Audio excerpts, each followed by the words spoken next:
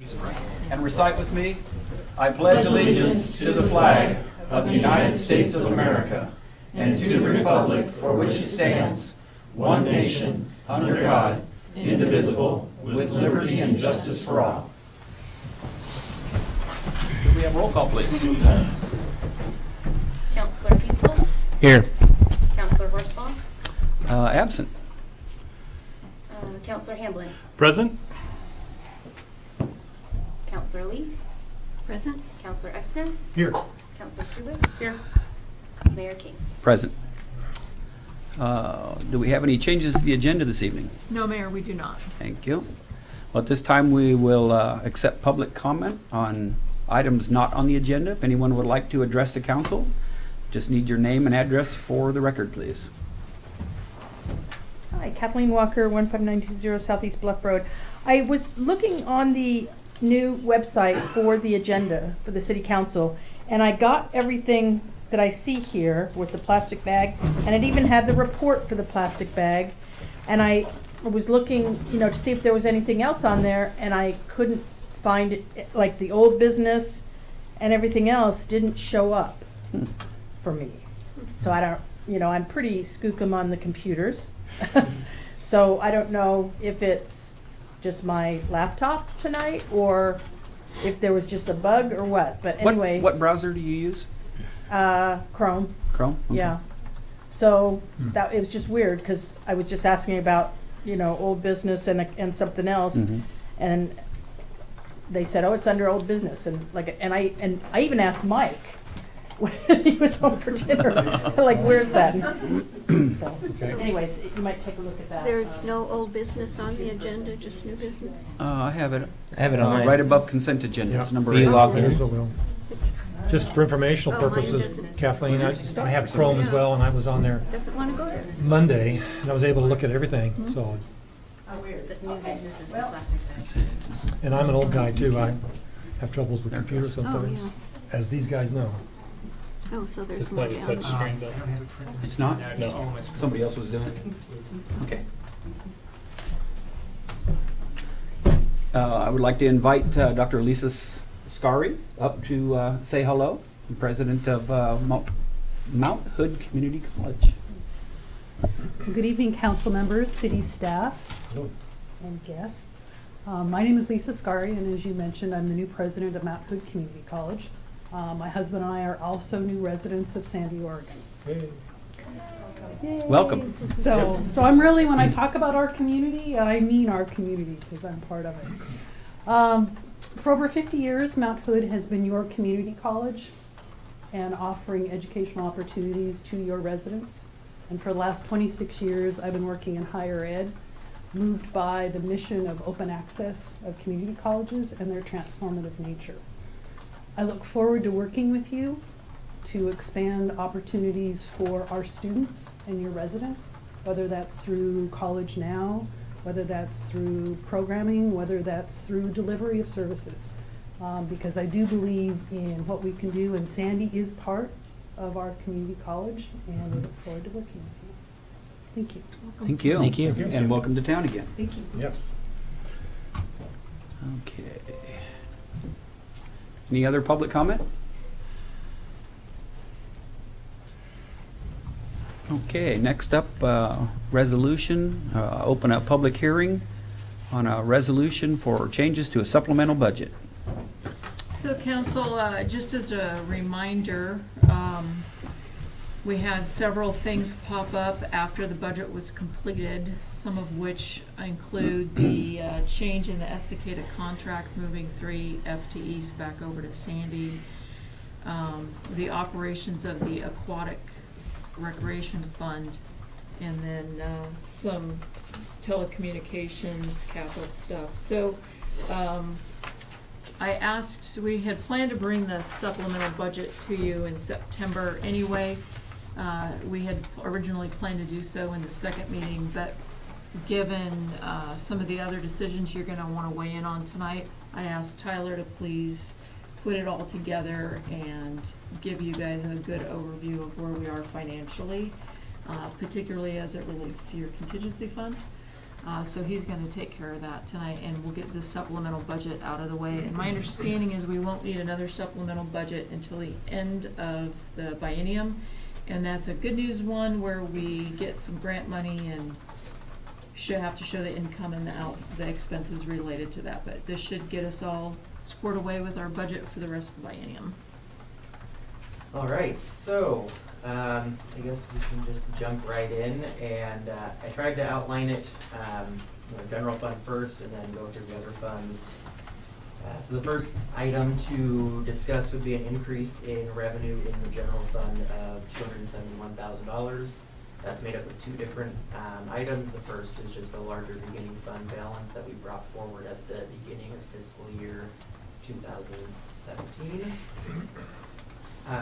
2018, and then another $61,000 in miscellaneous revenue that was not previously budgeted for. Given some of the other areas that Kim already mentioned that could use some additional funding, we thought it would be best to allocate that $271,000 out to some other departments and funds that are in need of the additional income. The first, which Kim already alluded to, was the police budget. As you know, we are losing the Estacada contract. It's quite a large revenue stream for the police department, so bringing on 3 FTE and trying to absorb that was a somewhat of a challenge to make sure that we could retain all of those bodies and still have a balanced budget. So we're proposing $102,000 and some change of that excess general revenue money to be transferred to police. We're also recognizing the COPS grant revenue that we will be receiving quarterly throughout the rest of this fiscal year. And then a interfund loan from the transit fund to help balance that budget and pay for some capital expenses, which include new computers and new radios. Overall, there's a net decrease to the police budget of $55,102. Chief, myself, Kim, our city manager, Yamashita. Kim over. Okay. Went through with a pretty fine-tooth comb and tried to weed out any expenses that we could defer until later, make the new technology a priority, and retaining as many people as we possibly can in that department. Any questions for the police? I will add that the radios were a mandate because of the new C800 thing, and then the new computers, as you'll recall, when I started, purchased new computers, which we had to have, also a mandate, and those were all purchased at the same time and are quite old, and it's very difficult to keep them up and running. We could eke out a little bit more out of them, but it's getting to be an officer safety issue, so we went ahead and put it in this budget now. I have a question on the radios. I know this has been brought up probably 5-6 years ago, Yeah. back when you were chief, and putting money aside for that, and even purchasing some equipment back then, and planning for this date. Did we not have that already? We have money already set aside for part of that, or is this the whole cost of those new radios for our We system? did budget some money for it, but I mean, not all of it. A couple bienniums ago, though, we were working on some of that. So Yeah, I don't know if it ever came to fruition. I think that was the plan, but it never happened. But we did put some money aside in this last biennium for it, and maybe a little bit in the one before that. But the police budget's been pretty tight the last 2 bienniums, so there wasn't a lot of excess revenue for that purpose. I was just curious how much had already been saved up for the I radios. couldn't tell you that. I'd have to research that. How much is the total amount for the radios aspect of things? I know it's mandatory, and we've been planning for it, and we've been going to conferences that have talked about FirstNet, and on OBAC we've had them come and present as well, so it's not something new that we knew was coming. I just have the total for the radios and computers combined. If my memory serves me well, I think the radios were 86,000, mid-80s, somewhere in that ballpark. The issue with the radios too is that the target kept moving because we ended up having to join in with all the other agencies. There's some issues regarding the security of them. So we ended up doing a mass purchase countywide, and it was a long time to get the costs on those settled. So, and as we waited over this last few years, of course, the prices went up. Yeah, I guess I just wondered how much we had saved up already for that. I'd have Earmarked for I'd specifically. have to research and get that to you.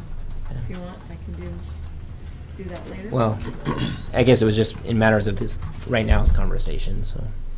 I have a question, Tyler. Yes. I don't want to get too much into the next biennium of budget discussions at this point, but it leads me to wonder if we're short now because of the increase in numbers from the Estacada officers. That leads me to wonder, this is going to have to be talked about again in next biennium budget talks? Or does this look like it's the one-time fix and we won't have to worry about the budget balancing because of the extra officers? That is an Next excellent year. question. Chief has done a great job of trying to reallocate those staff now, so part of that is also new contract with Oregon Trail School District for the second school resource officer, so that's Okay. assisting in part of that. Next biennium we'll have 2 years of that revenue instead of only 1 school year, so that will help offset that officer's salary a bit. We are anticipating at least 1 officer retiring, which will free up some personnel services expense there. Ultimately, that's gonna be Chief's decision on whether or not he wants to backfill that position and what level, a lateral or entry level or what, we'll look for at that point in time. So I can't with certainty say that we won't have any budgetary issues next year with the police department.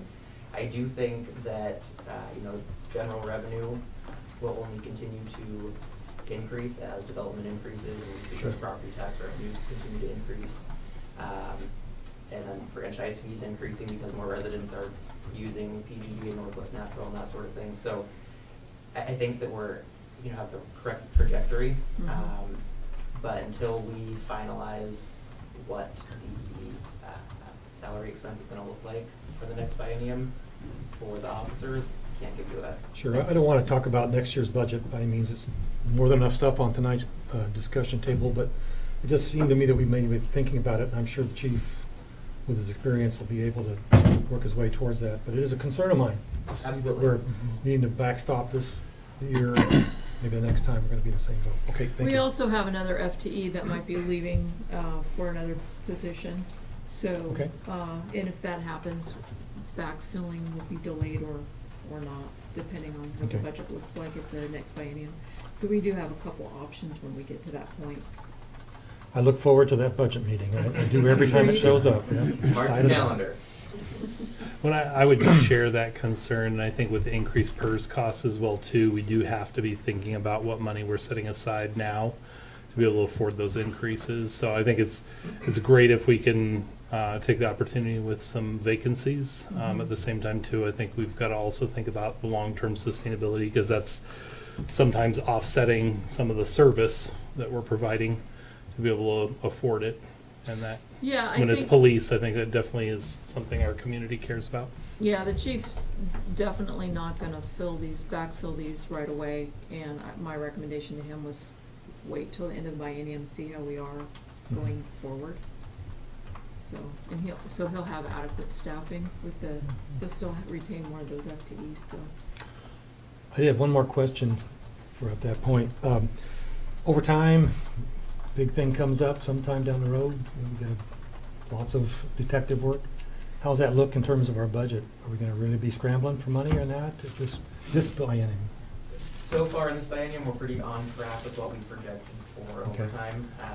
Fortunately for the police department, that overtime seems to really ebb and flow with the seasons Sure, and big guy comes events, along. and it's forecastable. That's a good word to use. So, obviously we can't speak to the unknown, and something horrific could come up and there'd, be a long investigation with a lot of overtime. As long as something like that doesn't happen, I don't foresee any overtime Okay. issues for the remainder of this Okay. biennium. So the 102,000 is going to be more than enough.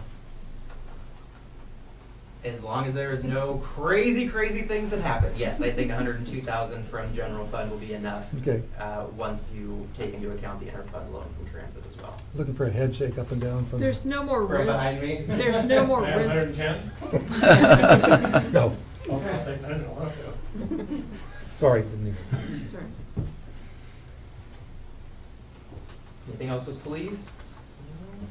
Move on to the next one then. So non-departmental. At the beginning of this biennium, we brought forward a lower than anticipated beginning fund balance for that department, mainly as a result of cleanup of the city shops property last spring. You may recall that was quite an expensive undertaking, and unfortunately that had some impact on this year's budget. So while we were able to what's the word I'm looking for? Offset, thank you. And really go through line by line and see what items we could take out of non-departmental. We were pretty successful in getting it cleaned up and only really needing about $56,000 from that general fund excess revenue to get non-departmental to balance. One of the biggest changes to the non-departmental fund, we've always historically budgeted a small FTE 0.25 of a person. The last biennium, we did not use any of that funding. We have not used any of that funding yet in this biennium. We have no plans on hiring anyone and paying for them out of non-departmental, so we opted to just remove that personnel services total from non-departmental. Also some cleanup in materials and services and some other items. And then you'll see a rather large number that we are proposing or suggesting rather being transferred from your contingency to ensure that we can continue operations in the Aquatic Recreation Fund, also known as Sandy Community Campus. If we were to take the $350,000 that's being suggested, that would be $240,000 and some change in your contingency for non-departmental. We calculated out we're at 8 weeks of operation at the pool right now.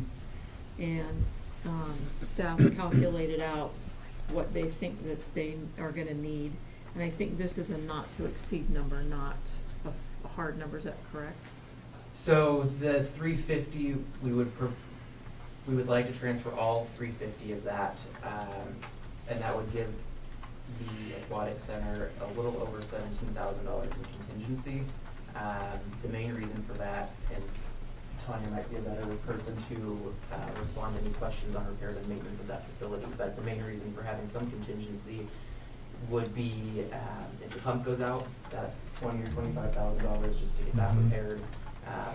We have no intention of that happening, but we want to make sure there is some cushion of money already set aside for an event like that, so we're not having to come back and go into non-departmental contingency again, do another transfer to cover an unexpected expense like that. The biggest driver in the expenses for the pool are staff. You have to have more than one lifeguard on duty, and we have more than one guest services person working a lot of times.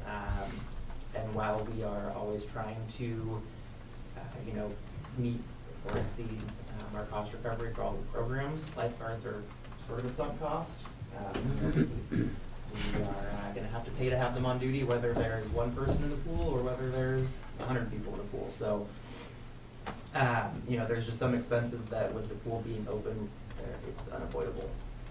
Staffing and chemicals and supplies to make sure that it is safe and operable are just some of those expenses that we're going to run into. Is the revenue on that projected revenue for the rest of the biennium, or is that or just the amount we've seen come in for the last 3 months, or? That is projected revenue for the remainder of the biennium. We took the revenue that we saw throughout the last 9 weeks or so of operation and sort of projected that out, anticipating that there's fewer swim lessons in the fall and winter months, anticipating that there's fewer hours of open rec and that sort of thing. Summer really is the big revenue season. And so we tried to take into account, all of that ebbing and flowing of the revenue stream to get to a realistic number. Also included in that revenue is some rent that the telecommunication fund is paying into the aquatic recreation fund for using the lower level of the bunker building, that farthest building down on the campus. So that is as accurate of a projection that we can come up with given the relatively short window of time that we've been open, but also recognizing that that is our busiest time, and it's the revenue we saw in July and August is not going to be able to see in September, October, November. I'm hoping our programs will be able to do better than what we're projecting, and I'm assuming that we're projecting very conservatively, so hopefully we can do a little better than that. Absolutely. Given the amount of space that there is available, there's just, the revenue stream can only be so much. Once phase 1 or phase 2 of that remodel and rehabilitation is done, there's going to be more space for more programming, more facility rentals. We expect that there will be a much larger revenue stream coming in once it's renovated, but given the current space and what is available and Yeah, it's all about usable programming space. The other thing that might help this number as well is, we're still working with OPSIS on getting phase 1 started. We've got our open houses coming up very soon, and we'd like to get phase 1 started as soon as possible. So if we can get that phase started a little sooner, then we could shut down a little earlier, and that would save us on some costs as well. Okay. And get the program moving forward faster. We had talked about some possible money makers that we haven't gone forward with. Does that consider any other money makers other than the revenue from the operations? And so if we do move forward on something else, it's not. I think she's programmed about just every space that she's got. Part of the issue too is the more programs you provide, the more staffing that you have, and we're trying to keep everybody right now, because they're all temporary hires, on a part-time basis to help reduce on the costs. And getting employees has been tough. It's a tough market trying to get lifeguards and staff that are willing to come in and work part-time for short duration. Okay. So we just don't have the staff to increase the hours as much as we'd like to. Tanya and Carol have both been pulling double duty and giving lessons and doing some other stuff to cover. So I think she's maximizing the facility to the fullest extent that she can with what she's got. Look forward to, or I think I'm looking forward to a conversation with Tanya and the council about how we're doing with the swimming pool and all the rest, as it gets to that point where we understand the way things are operating sometime soon, or that's not a budgetary conversation, it's more of a operations. Is that coming up? Is that, you're asking to put that on an agenda? I thought that was already put on an agenda as it got to the point where Tanya is experiencing understanding of what the operation was like, so we can kind of review money, income, and expenses, and what else could be possible out there. Mayor, would you like that on an agenda, or? I think we could talk about that at some point, yes. Yeah. My thought was I thought we were going to be putting that on the table when we fully understood the way things were operating. Yeah, again, we're only 8-9 weeks in. Right. Right. Is the pool, did I hear, or it could be just Rumorville, was it going to be shut down in the fall for a period of continuing maintenance, or? 1 week, I believe. Shut down right now. Oh, it's shut down right now? For 4 days. Yeah, Oh, just for 4 days? Yeah, Okay. just some general maintenance. Okay, I had the impression it was going to be shut down for a month or so, or 2 months, okay. Probably got Thanks that. for the clarification. Social media? I try not to read that, though. Please don't. All that fake news. Okay. Any other questions related to this piece of the supplemental budget? Okay. So moving on to the transit fund. Transit has a couple different things going on. So the first would be we entered into an agreement with Clackamas County to provide some additional bus service up the mountain. Part of that was a restructuring of the transit department, adding a transit program administrator. And so we are in step 1 of the supplemental budget for transit fund, just recognizing the revenue from Clackamas County and the personnel expense for that transit program administrator. The other piece of this is 2 interfund loans. The first going to police, which we already discussed, and the second would be going to telecommunications for $500,000. You may recall at a prior supplemental budget meeting, we modified the sewer bond reserve fund. Originally, that $500,000 loan was planned to come out of the reserve fund. We opted not to do that so that we could stay on target for getting that sewer bond paid off early. So Transit, seeing as how they have quite a healthy contingency prior to our proposal here, we opted to access some of those funds for capital purposes. We are still leaving just shy of $1 million in contingency for Transit, $992,000, which is more than enough to cover the expense of a new vehicle or any grant matches that Andy may or may not have in the foreseeable future. You know, our goal would be to find funding to pay these loans off earlier.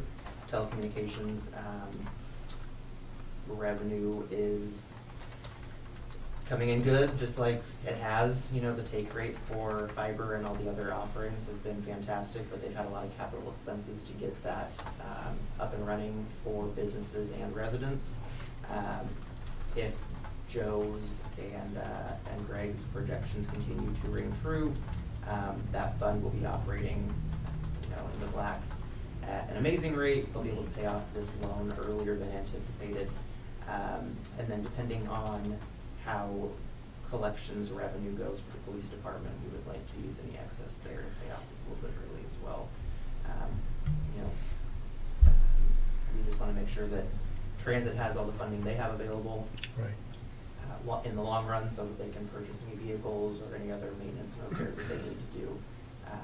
With that being said, still having almost $1 million in contingency is pretty healthy from my perspective, so I don't think we'll run into any issues in the short term. And I'll just say Andy's been a trooper on this and part of the team and wanting to help out, so kudos to her for taking it all in stride. Good. Yep. There's only minor crying. Just minor. Thanks. Hopefully we're keeping on top of that, right? And then lastly, what I already mentioned for telecommunications is that $500,000 interfund loan. There is some other cleanup or housekeeping items in the telecommunications fund. Mostly that is just related to pulling in or cleaning up some of the projections since we're midway through the biennium. So getting our materials and services more in line with what we actually think they're going to be ending at on June 30 of 2019, as well as some personnel expenses, and just really getting it up to date and cleaned up. So this will be the last of our budget cleanup stuff we need to do until the end of the biennium? That's the plan, yes, Unless sir. something that we don't see happens, but I think we're there. Get I that guess. crystal ball polished up. There will be a couple Do small my best. things. If you approve this as written, there will be a resolution that will come before you just to approve the interfund loan. So you're authorizing the loan now, but there needs to be a resolution before I can actually execute and transfer those interfund loans. But on the off chance that there was any adjustments or changes that you wanted to make, I didn't want to have a resolution following this with incorrect numbers. So we'll be bringing that to you in the next 2 meetings or so. I do have a question about telecommunications, the same kind of question I had for the police. $500,000 is going to keep us okay through to the next biennium, so we don't end up having to have this conversation We don't again. I don't want to foresee- talk about the They next year's should budget, be- but They should be operating in the black by the end of that biennium, so I think we'll be in a Yes. good place. We don't Okay. foresee any Yeah. additional interfund loans for telecommunications beyond this. beyond this, so Correct. Realistically built to every house in the city. well, How much more $500,000 capital? is a fair amount of money, and I just want to make sure we're on the right track. But that's quite a ramp to build up to between now and the end of the biennium to cover all of our things. And we are covering all our capital investments, all of our Yeah, and that's where finances. most of this is from. wages. So if you think about all the purchasing we had to do up front in the actual hardware, the capital improvement things, now, I mean, that's done, right? So Right. they have a whole building full widgets and blinky things, I don't know what they all are, but, so we That's how I would talk shouldn't, about it. they shouldn't, right? I have all that technical stuff down. They shouldn't have to repurchase the things that are creating this Good. debt now. Right. Right. Yeah. The fiber in the ground is the biggest asset that the city has. Right, we should be Other just than- about there, though. We should have everything that, the old stuff should all be in the ground, right? Should be very few things left over. And it's all just the new developments, and those should be built as they go, right? That's my understanding. Okay? I had a But I'm community not a member telephone expert, ask, so if Joe has anything he wants to add to that.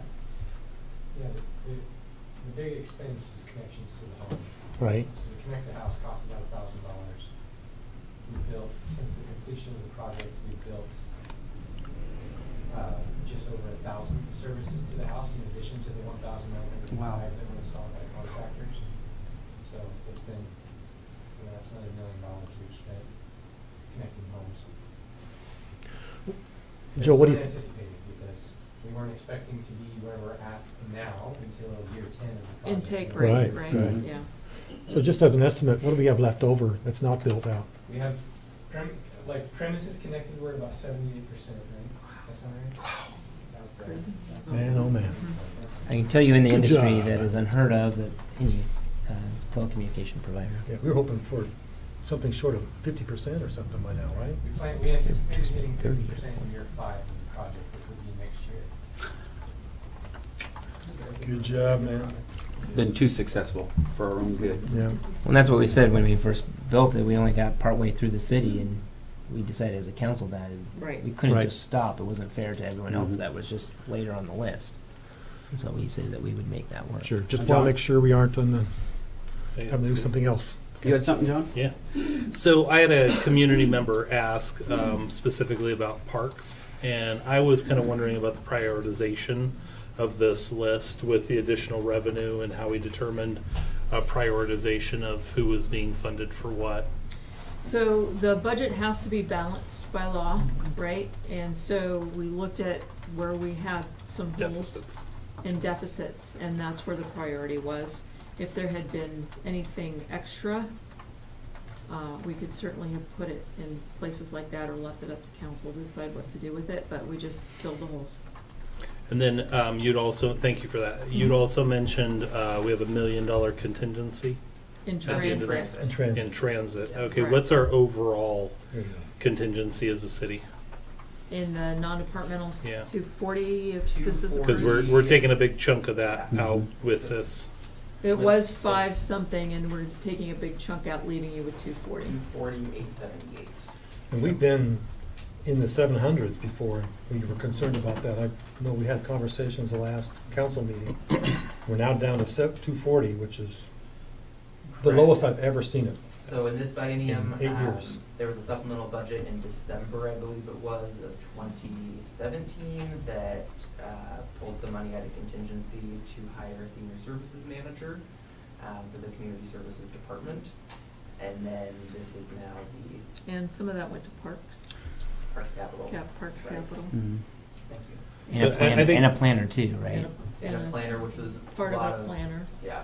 And I know tonight we're working on supplemental budget, but I think when we have that low of a contingency, I definitely get concerned. I think I get even more Yes. concerned thinking about the future increased PERS costs. That I'm just worried about what the next couple of years is gonna look like Mhm. for us with that light of a contingency. Yep. Agreed.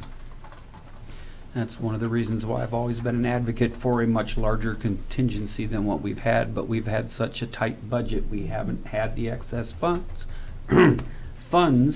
to allocate to contingency, because we have been plugging deficiencies and deficits and just bare bones operations, so, It's called growth. yes. Mhm.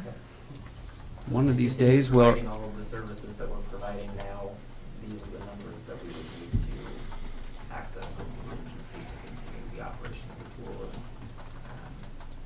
and all the other items that we talked about. Real quickly, status of the possible incomes from properties that we're selling, are they still not anywhere close? Certainly by the end of I the have biennium? more on that later in the, Okay. on my staff report. Mhm. We look forward to that. any other questions, comments, discussion? On that staff report that you're gonna give later, is it in a positive direction? Because No. I think, okay. No, When just that's- pulling that Band-Aid off, no. Okay. When I mean, I think kind of into Bill's point as well too, I think we probably have to start looking at our pace as well too and planning for that faster pace. Yes, thank you. Because I think we're seeing the impacts of that pace. And I mean, Joe, I know like we're gonna do 500,000 for telecommunications, but the need and expectation for the expansion of that system is so much greater. And I'm sure that we could probably hit a couple miles out from the city core pretty easily and make a lot of people happy. At the Except- same time too, that would be pretty insanely expensive. Yes, So. and we don't have adequate staffing for that. I'm with you. Okay, since this was a public hearing that I opened, I will invite anyone from the public who would like to comment on this supplemental budget.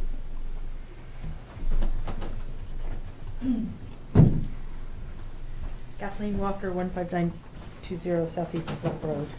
So, Carl, you're kind of echoed my thoughts on what I was going to say a little bit. And that is, first of all, I think the operations and, opening of the pool and the operations for the last 8 weeks, led by Tanya and Carol, have been fantastic. I've heard great things about it. My daughter works there. I hear great things from her. You're keeping my daughter employed until she goes to school. But it's a great undertaking.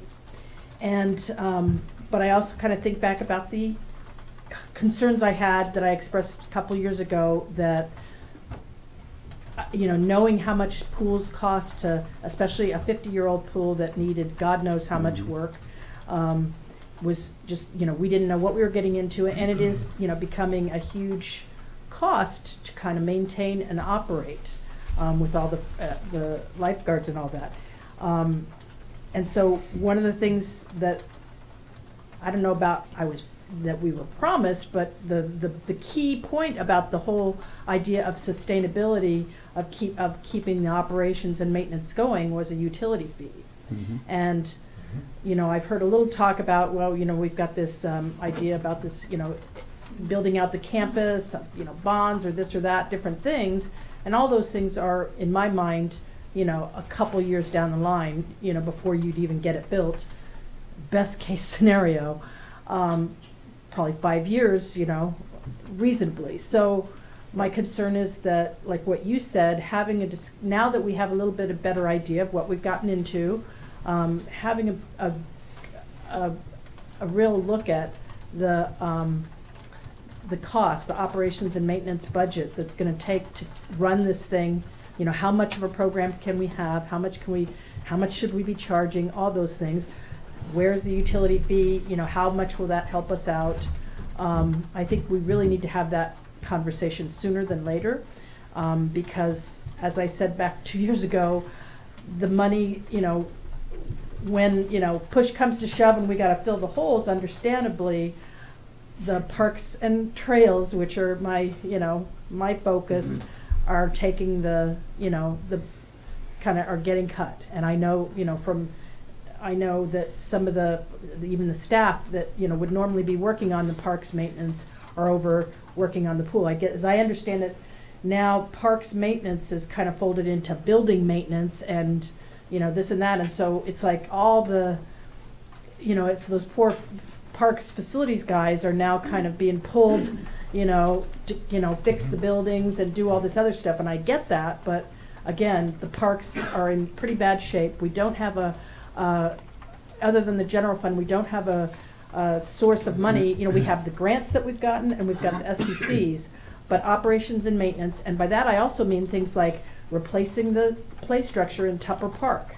That's an existing play structure. We need to replace that. That's a city general fund expense, not we can't SDC that. We can do a lot of things with all the grants. We can do stuff with volunteers, but we still need to have, a good understanding of what our parks and trails operations and maintenance and heavy maintenance, meaning, existing facility replacement needs are, and the pool stuff, so we have a better understanding of what it's going to take to kind of keep both of those things sustainable into the future. So, thanks. Agree with you on that. Thank you. Yes. Anyone else?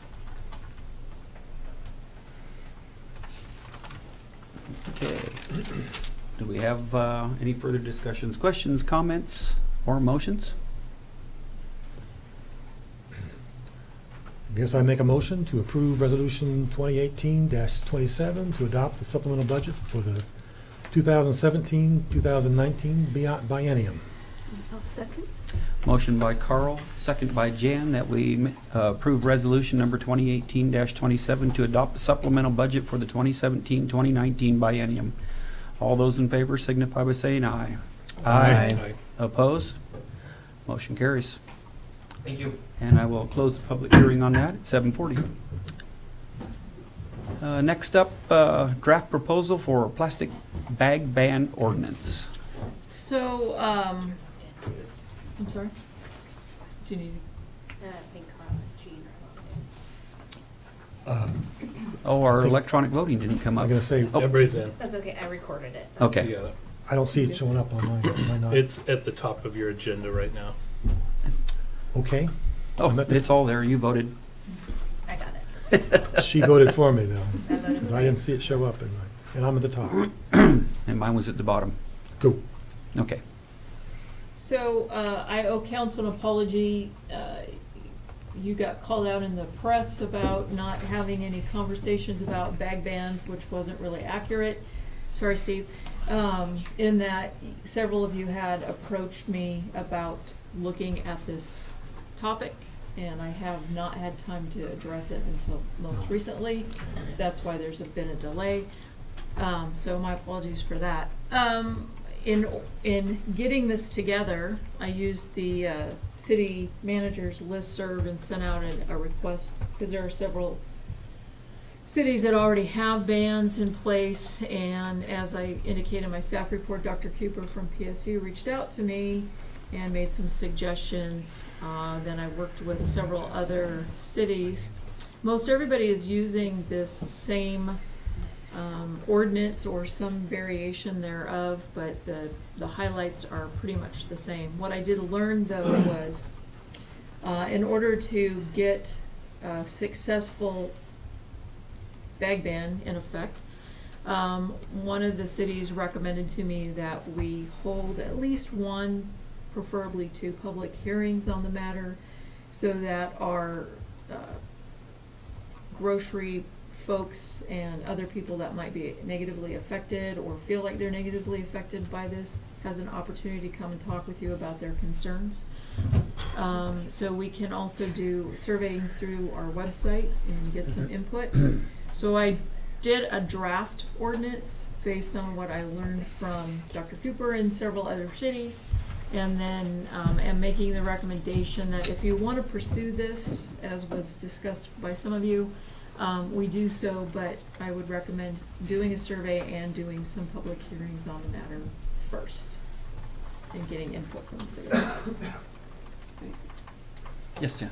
Yes, I think the timing is very good because Kroger, who owns Fred Meyer, is already on that bandwagon, and the Northwest will be their first area to deal with. I've had several people in the community excited about the ban bag, so I think if we had a hearing, we would get a good turnout. Good. Now, I also have had some people talk to me about this one. It seems like the biggest concern has been the timing of it. Some organizations have that in strategy already in mind and even planned, and some haven't thought about it, and some would like to, but it's going to take several years. In fact, when I talked to Starbucks the other day, they were talking about 2 years out, so we probably need to look at something to be scheduled into the point where we don't drive our businesses crazy, figure out a way to make that happen, with plenty of warning. Well, I know there's a number of cities around implementing one now. Troutdale, I believe, is one of them, and I believe they are having a hearing on it tonight. Forest Grove has had theirs in place for some time. There's been, I think Wilsonville, there's been several that have already done it. And there is in the ordinance itself, there is a year's moratorium for folks that can establish kind of a hardship like some of your smaller mom and pops, or maybe I just purchased a year's worth of plastic bags, something along that line to help ease them. But that's kind of the purpose of having those public hearings, is giving all those folks with concerns an opportunity to give you some feedback about what it would look like moving forward for them. I'd have to agree with the timing on this being absolutely the perfect time to do it. There's a lot of public information going around about this in the press and on the internet, just about everywhere. There's lots of these bags ending up in all parts of the environment. The ocean seems to be particularly susceptible to animal kills, fish kills, seal kills. I mean, just about everything. And it takes so long for this stuff to break down, if ever some of it does. But I think this is a perfect time to do it. It does look like many of the larger retailers already have this in their sites, and I understand it may be a little tougher for some of the smaller businesses, but with a year's moratorium, if they have a hardship that they can establish, I think they can adapt to it rather quickly. But again, I think a couple of public hearings would be good. I know there is at least one person out here that came to speak to council in favor of it tonight, and I'd certainly like to hear from her if she would like to share with us. I'd love to. Just need your name and address for the record, please. Good evening. My name is Dana Hindman Allen, and my address is 42290 Southeast Erickson Road. I'm extremely grateful, first of all, that this is on the agenda, and thank you, Bill. I spoke with you and Carl, and I think scientifically, there's no doubt that this has become a major problem worldwide. Just the single-use plastics, the plastic bags, that it's really disrupting things. And it's such a disposable situation. And like you said, the breakdown period is enormous. I think Sandy has done an amazing job in making the improvements over the years of the 18 years I've lived here. I would love to see Sandy take the next step to really entirely embrace environmentally the gateway to Mount Hood. I mean, we are in such a pivotal position. We see thousands of visitors a year coming to our beautiful national forest and our iconic lodge and all of our skiing, that we really can make a twofold impact, not only with our own community, and we do have alternatives. Some of the hardship, we do have alternatives. People do have their own bags, they do have paper bags, but essentially we can make that two-part with our own community, and then visitors coming and have that message really get out there and branch out in the rest of our country. I think they're a little slower in the Midwest, but the East Coast, I was back in Boston, and they're really making strides. So I just would really like to have us consider that, and I am all for whatever way I can be of service in that, to any way possible. I'm totally open to it. But I think we're in a really strong position to make that switch, to send that message, and protect our national forest and our areas that we value so much. I think there's creative ways to go about it, but I think the big businesses definitely, they have resources and reserves, and I think they've known for quite some time now that it's probably coming. So, well, even in this proposed ordinance, there's the ability for a retailer to charge for the paper bags if somebody doesn't bring in reusable bags, and I think that's a great incentive for both the business to embrace this and for the consumer to embrace it, because I bought recyclable bags, the cloth bags, years ago. Now, I don't always remember to bring them with me, but it's a way to reduce waste for sure. Absolutely. And those don't break on you when you put 10 bags on each arm, so you can only make one trip back to the house. And it also cuts down on the littering. And I mean, we are at the National Forest, and that creates a cost when people litter for people to go out and take care of that. So I hope that, am I good with my timing? my time limit, I don't want to go over, but anyway, I really am very excited about this, and I'm happy to be of help in any way possible. Well, thank you for your input. Thank you. And appreciate your time. Thank you. And I do have to leave early, so I don't want to be rude at all, but I have We'll all to work stare before at I you leave. I'm leaving town, I've got to wrap up some work, but Very grateful. Thank you for coming. Thank you. Absolutely. Anyone else?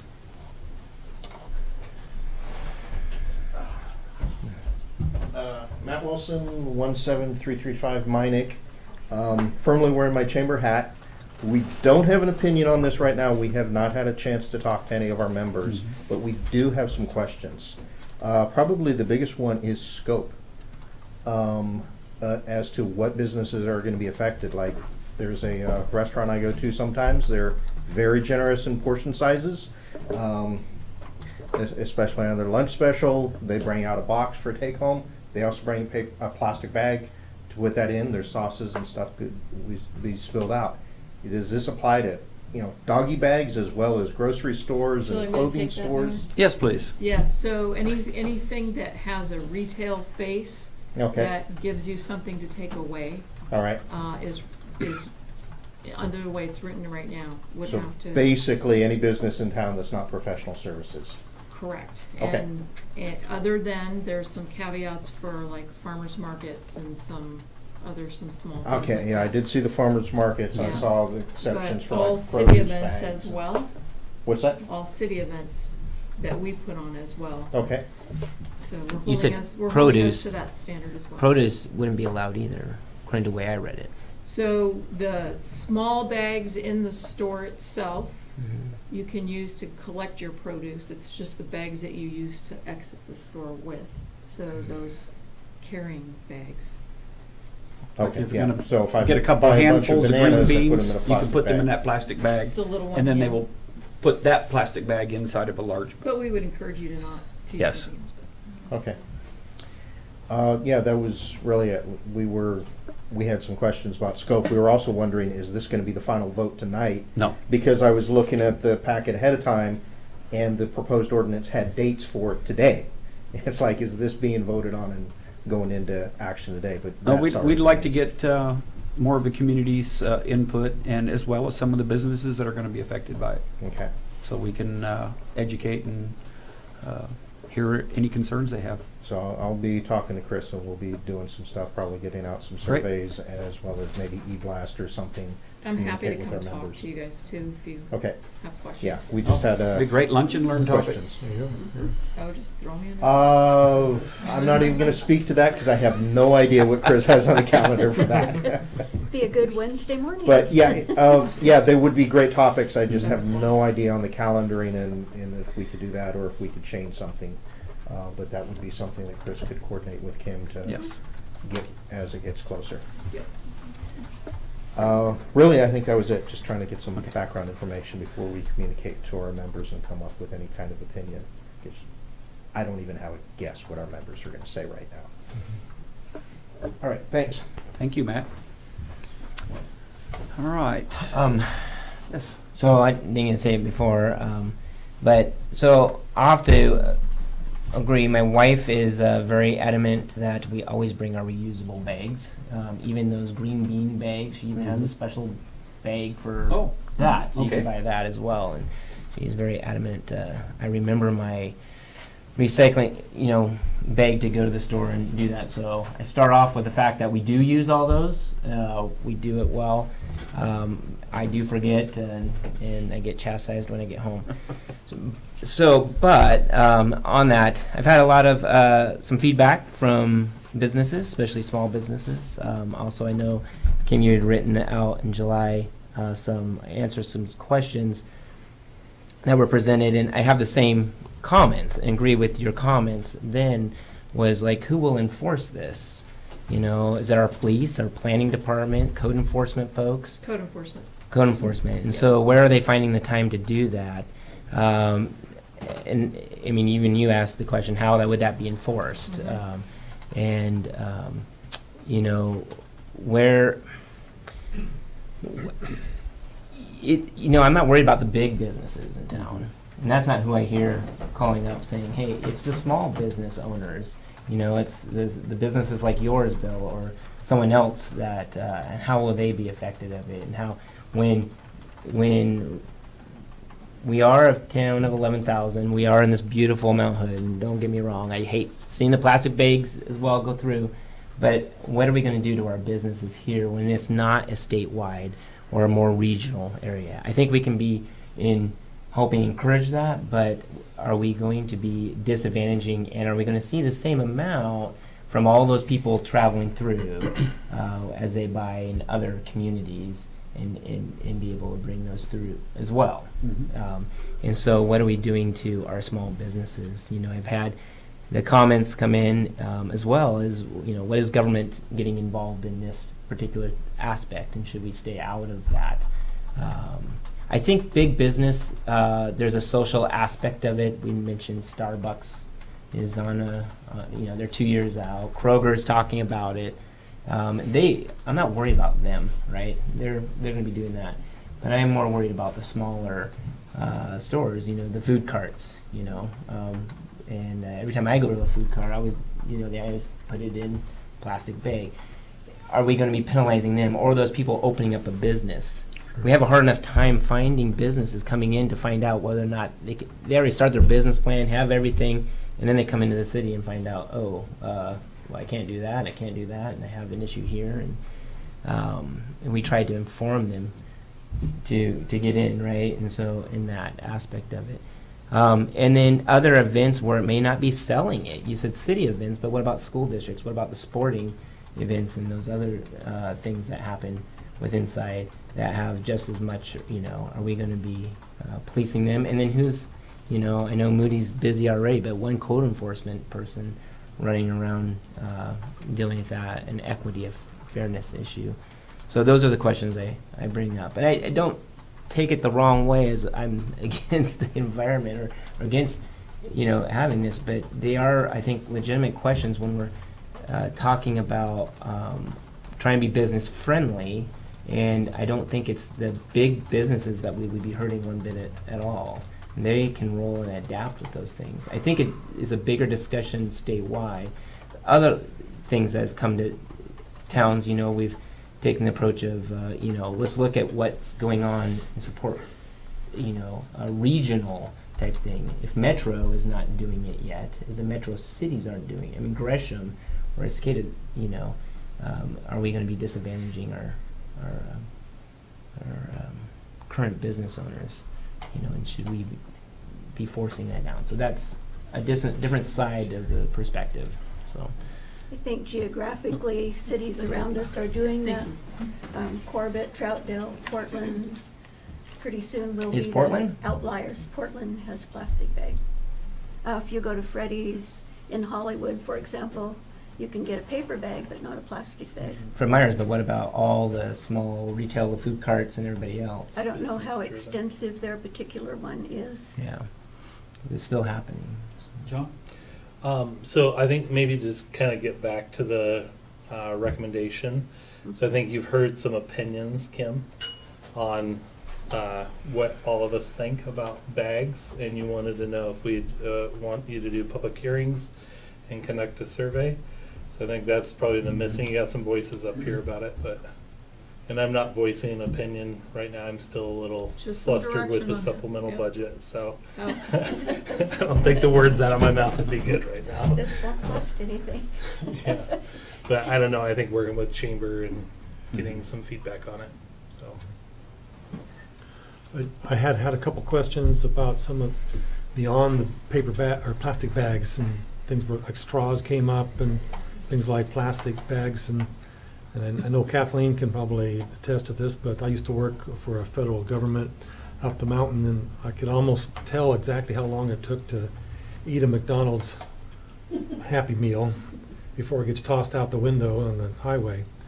And having plastic on the ground takes a long time to disintegrate, and paper was always easier to see disappear. But I don't know if that would be something that would could be included into any kind of a public questionnaire or survey, see where that goes. What's your question?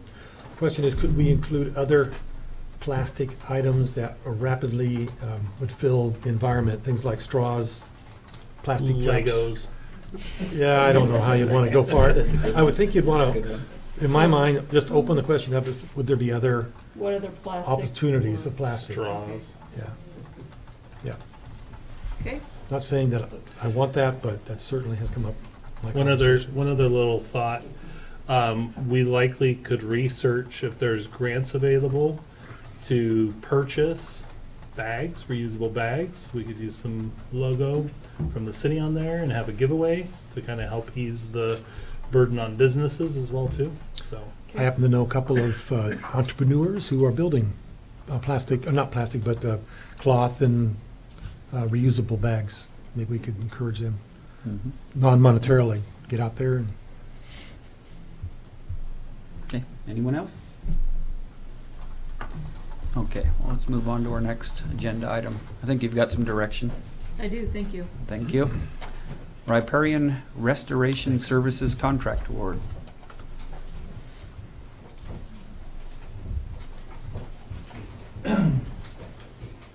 As you'll recall, the city entered into a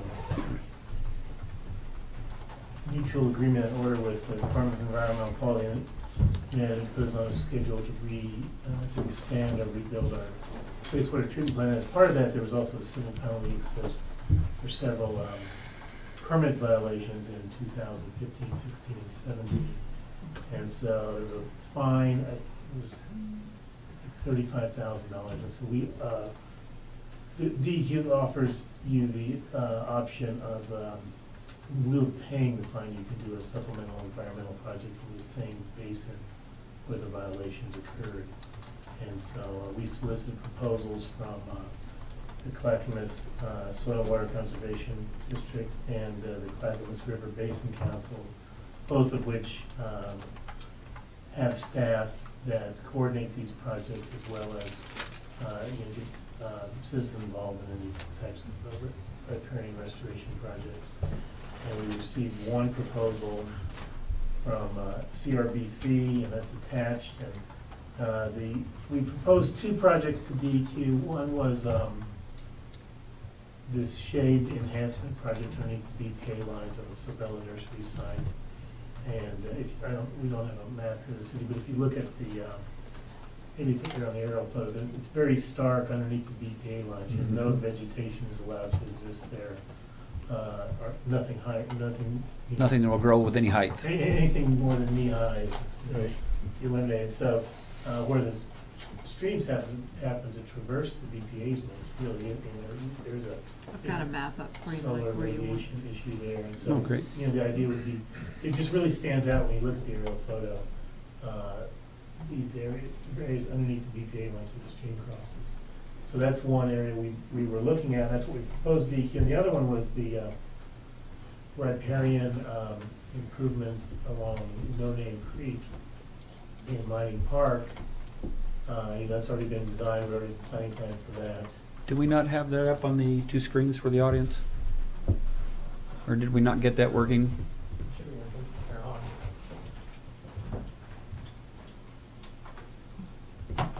John, I might need you to. push the button. Oh, we got John's new job.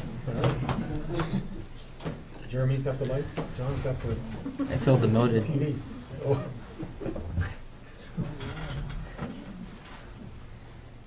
Look at that. Look at that. There we go. You get to stick around for a little longer. So, the city's done a pretty good job of either purchasing land or protecting land in the Tinker Creek corridor.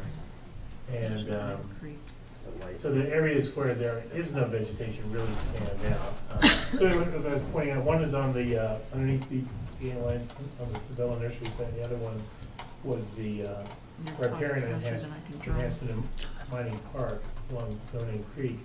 But DEQ didn't like that one for some reason, and so they said go for this one. So that's where we're focusing our efforts on.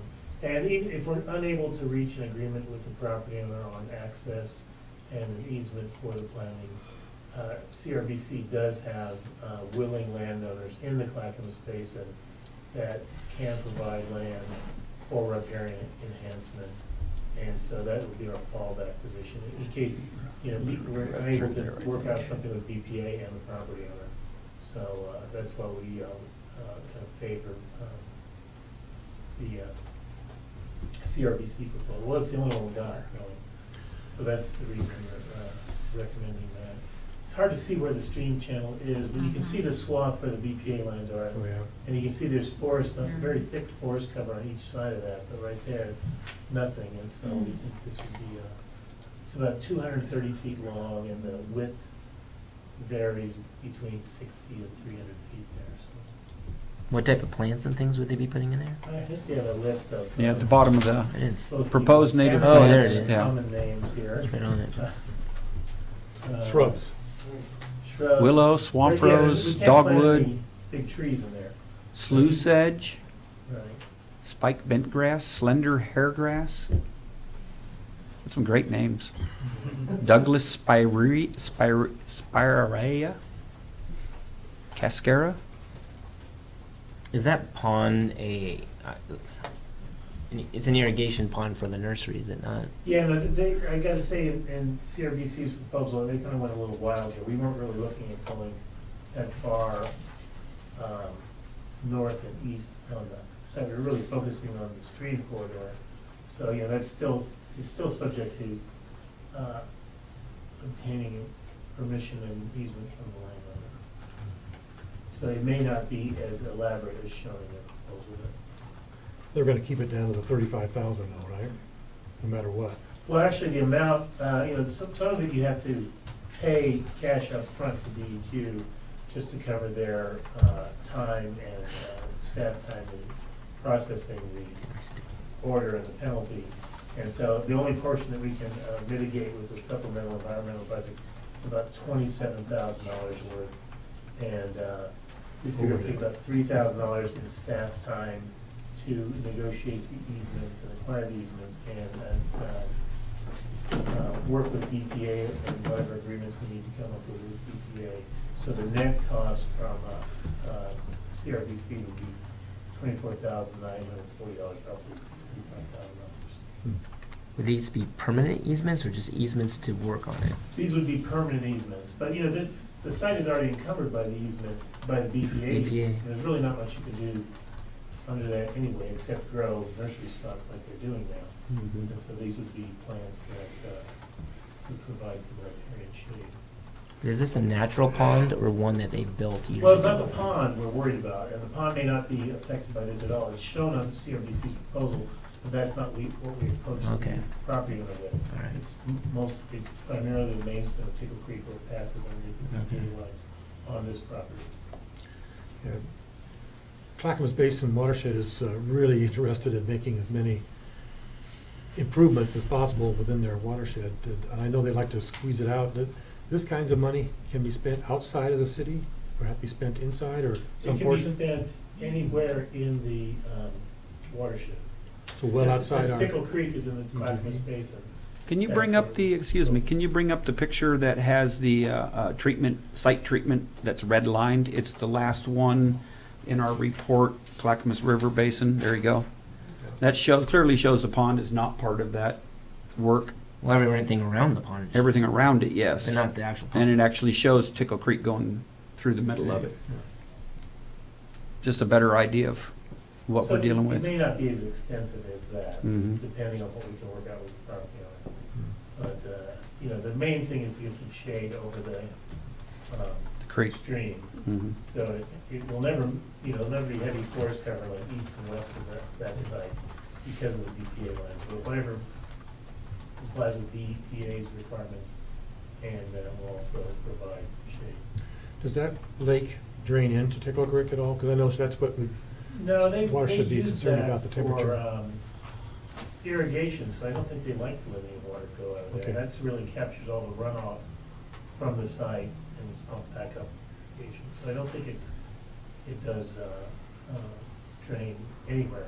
Yeah, I know that would be one of the big things that they would be concerned about, would be the temperature rising in Tickle Creek for downstream impacts on anything with anadromous fisheries and in-stream locals too. Yeah, the Clackamas River is is water quality limited for temperature. There's only a couple of things that the Clackamas River is Bet. water quality limited on. It's temperature and I think equal cold form, a couple of others. But temperature's the big one. Yep. I think CRBC is well positioned to do this. They did over $250,000 worth of work for PGE under similar circumstances? And actually, they did some work for the city too. They did some riparian plantings along that little Right. fork of Tickle Creek in the Sandy Bluff Park Mhm. area, and they did some along the main stem of Tickle Creek, south of the creek and east of Jacoby Road.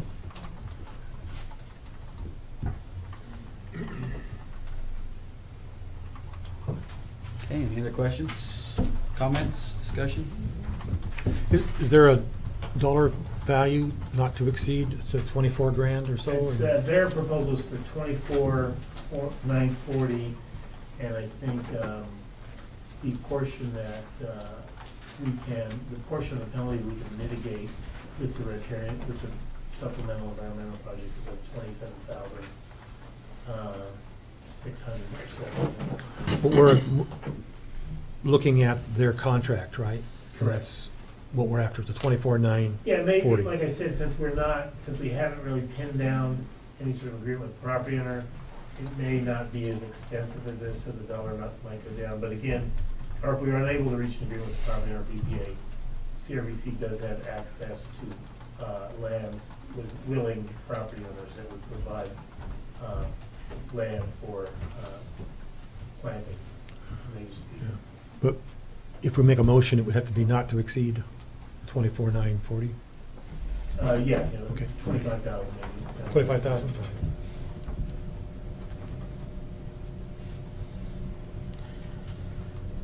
And there are, we do have sufficient funds in the sewer fund for this project. Okay. Do we have any motions? I would move to accept the proposal from CRBC, direct staff to enter into an agreement for riparian planning services in the Tickle Creek corridor, not to exceed 25,000. Second. Motion by Jan, second by John, that we accept the proposal from the Clackamas River Basin Council and direct staff to enter into an agreement for riparian planting services in the Tickle Creek corridor. All those in favor signify by saying aye. Aye. Opposed? Motion carries. And old business, city manager search. So at the last meeting, you directed staff to come back with some options regarding finding a new city manager. We have two still for you. One is an executive search firm hire. I've written an RFP, request for proposal, and have that attached to my staff report. And then Angie's done a bunch of work, and I've had some input on some options for handling the recruitment with staff. We've attached a copy of the job description. I think you have some other documents here. So staff would just like some guidance on how you would like to proceed. I would call to your attention that the timeline for using a professional recruitment service is going to be a bit longer than not. But I wanted you to have the up-to-date budget information before you have this discussion. So I think I've gotten everything here that you've asked for. Angie, do you want to come on up? We did change our recommendation for the hiring process that we would conduct if you wanted to do it with current staff, to address some of the comments made by Councilor Hamblin regarding use of a committee. Do we have an attachment? I thought we attached that. I thought we did too, but I don't see it Yeah, I'm on not here. seeing it on here. That's what I was just looking for. Well, that's not helpful. Okay. We made you some copies. I don't have my notes in front of me, but I can go from there. So one of the recommendations was, in order to get a nice varied approach to the selection process, having the mayor assign someone to a committee or having a committee made up that would help us determine who the panels should be, how many there should be, and the makeup of those panels. Angie has completed some recommendations or some suggestions as far as the panels, and those include the same ones that I included in my staff report before, with some suggestions. We're open to other panel ideas, but a committee that could put together what those panels should look like, and who should be on those panels as part of the hiring process. And all they would be responsible for doing would be to pare down the initial applicants, and then those final applicants would come to council for a final approval.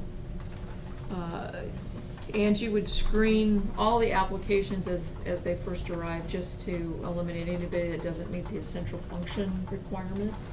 But other than that, everybody else can be vetted by this committee, and then panels could be decided, and we'd come up with some questions for each panel. My understanding of what I listened and heard from you guys last time is that you wanted something that provided you guys had a little bit more feedback in regards to what external recruitment would look like with me conducting this process and you being part of that process. So when Tyler gets down, you'll be able to see the expanded vision, where it's a hiring committee. A hiring committee can and you're Speedy Tyler. Hey, Kim. Yeah, Stuff. I'm gonna try to put the. Okay, I just want to let you know back up on the your screen. Yes, everything thank you. you're doing is on. Yeah, thank you. The hiring committee hopefully addresses your concern of not only what you want to see the city of Sandy, that you're taking a proactive approach and dropping your net very wide. Thank you. In the external recruitment process, would be using, not only if we had Mayor King be part of the committee, decide who the head of that committee would be. HR would be part of that. You could have one or two council be part of that. You could have department heads. So on the back side of it, I give you different options how you can also provide different panels that you can use. And we can use that hiring committee that then you can feel like at least the city knows that you are doing an external search. And just for clarification, just in regards to that, is when I'm recruiting, it's an external recruitment search. Even though the term internal keeps getting used, it's not internal, it's external. I'm going externally and recruiting candidates. Very similar to the way that I would term a headhunter would use in looking for the next city manager. So that can be all as we work together as a team to do that, where you guys are then included in that process. And I provide the guidance to make sure that we're following the protocols that we need to use. And then the idea is that you would have panels as we get closer, and those panels can consist of the community, the business, the chamber, and you would have obviously feedback in regards to that. Part of what I really need to have happening is for me to get going, is I need to kind of get the approval to say yes, you guys can start the process of recruiting. Putting the committee together, I can start that process. That's what wasn't voted on last time, is the fact that are we using an external search firm, or are we going to use myself, your HR manager, to start this external recruitment for you, using the skill set that I have and the plan that I have in front of you. Any recruitment plan that you develop is a moving target. It's very fluid, and you have to adjust as you go. That's just part of it. So this is the guideline. This is my plan, but of course feedback, and we can move it. It can be massaged as we go through it, but this is what I do. So. In the previous discussion we had a couple of weeks ago, there was a lot of concern about how much time was involved in the staff being involved in it. What would be the difference between an external and internal process? That if we did external, what would be that staff would not be doing? In terms of a... Well, that's a very good question. Let me jump in there a little bit. So the staff time already to write the RFP, and then we would have to send this RFP out, get responses back. We'd have to come up with some sort of process to determine who we wanted to hire as a professional headhunter for the thing, and then get into contract negotiations with them, and then they would come to us. I know this for a fact. They would come to us asking staff for, and you, what is it you're looking for? What do you want to have in it? And do a process with us. So we're still talking about, I think, a significant amount of staff time to do the other process. So for the 20,000 or so you've estimated, what does a headhunter do that we would not be doing ourselves? The difference how headhunters work too, or selection firms, is those, you also have, they do have candidate pools of people who basically pay for their service to be in their service. Because they're also trying to take, say Kim is trying to relocate. Kim may contract with a headhunter that says, I need to find a job, you know, in New York.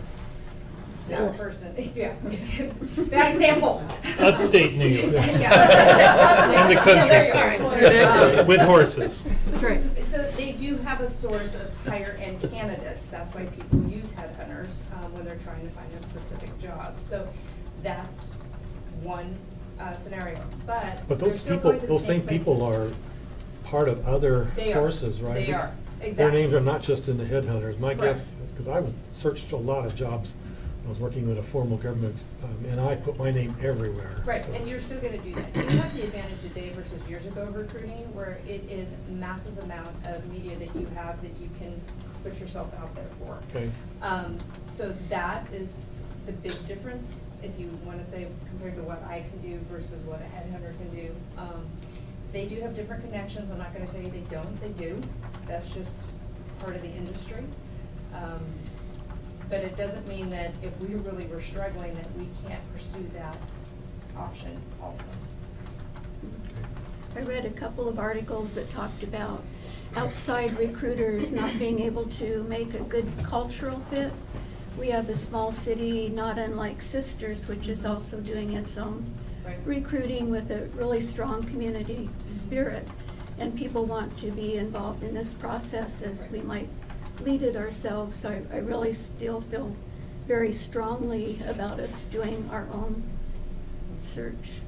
And I don't see where an outside recruiter is going to lend itself that much to what we would need to do, because you would do all the same things. So I've gotten a lot of feedback. I've been asking a lot of questions of community members, and the consistent feedback that I've heard from folks is you wasted $75,000 on the branding, but this is a whatever $30,000, $50,000 well spent. I think when we went through the process before, we also had a community that was expecting us to go through a search process, and we changed our plans as a council as well too. I'd say to your comments about search firms, I mean, our president, who I think absolutely fits the culture of the college and our community, was hired through a search firm. Kim was hired through a search firm as well too. So I think when it comes down to quality of employee, if we criticize the search firm process, we're actually criticizing some of those employees hired through a search firm as well too. I have gotten a lot of feedback. I know everybody also received an email tonight from Vera as well too. And I really, when I'm feeling like there's a lot of resistance back on using internal process, I think it kind of causes me to dig my heels in and kind of ask the question, why is there so much resistance to using a search firm by staff? Because it does feel like there's a big push to use the city, use our own internal process, external internal process, but there's a big resistance about using a search firm. And so I don't know, I just think that there's a vested interest for all of the city staff, and I think we just have to be cognizant of that vested interest and also the relationship each of those members play in that process as well too. And I think it's from an unbiased perspective to use a search firm, I think is really a safe bet. And so I'm really firm in that decision. I may get outvoted, but I'm pretty firm in sticking with the external search firm. I guess I'm also firm in that I think an internal process is the kind of way that it fits our local understanding of what we need in Sandy, much more than we would in a external selection process. And I'm trying to understand what we would gain for the $20,000 to $50,000 that we wouldn't be able to get from our internal process. And I'm not seeing a value there. That's $50,000 coming out of an account of $240,000 that we have left over for the rest of the biennium. This $240 really makes me concerned. So just dollar-wise, gets me some real red flags. But I also am concerned a bunch about, I know I got the same kind of feedback from staff, that there is a lot of ownership in having the right kind of person picked for that. I think that we can figure out a way to make it transparent as we need to, as we can legally, and then also be able to involve as many of the citizenry as we think we should by an internal process as we would an external. And I'm not sure I see a lot of advantages for external. I think it's confusing to say internal and external, because what people complained about before was transparency. And so transparency is there, whichever method that you use. I think the community needs to understand that. I think when we were looking at it before, we were telling the community that we were going out. We had gotten quotes back from different agencies, different people for that. And so we were headed down that plan. It was not using internal staff to do it. It was using a headhunter or a staffing program for that. One of the things that we were told there, is told in the past, and told, and Kim was hired too, that some of these groups, Profman, I believe is the one that you were part of, or is, they have a reputation, they've not been around, because we were looking at also someone that was just trying to get off the ground and start doing it out of Westland, I believe they were out of before as well. But is that they have a huge net of people that they know the personalities of the community that they're working with. We tell them, you know, and they interview us and go through that process, but then they go out and people that aren't even applying. I don't know if you contacted Profman in your particular case when becoming police chief, or did Profman go find you? I don't know that. It was actually both. Well, so I talked to him about a different position. A different position. Mm-hmm. So there's these, you know, where they're aware of up and comings in other areas, going, hey, you know, you'll have this fit versus just people that might be applying when they see a job posting. So that's the benefit as well to the process. And I agree with, you know, everything John said, you know, there. And I have as well got that email from Vera, but also have had other people come up to me in the park as well during the volunteer session as others, and we're really adamant about us making sure that we went out for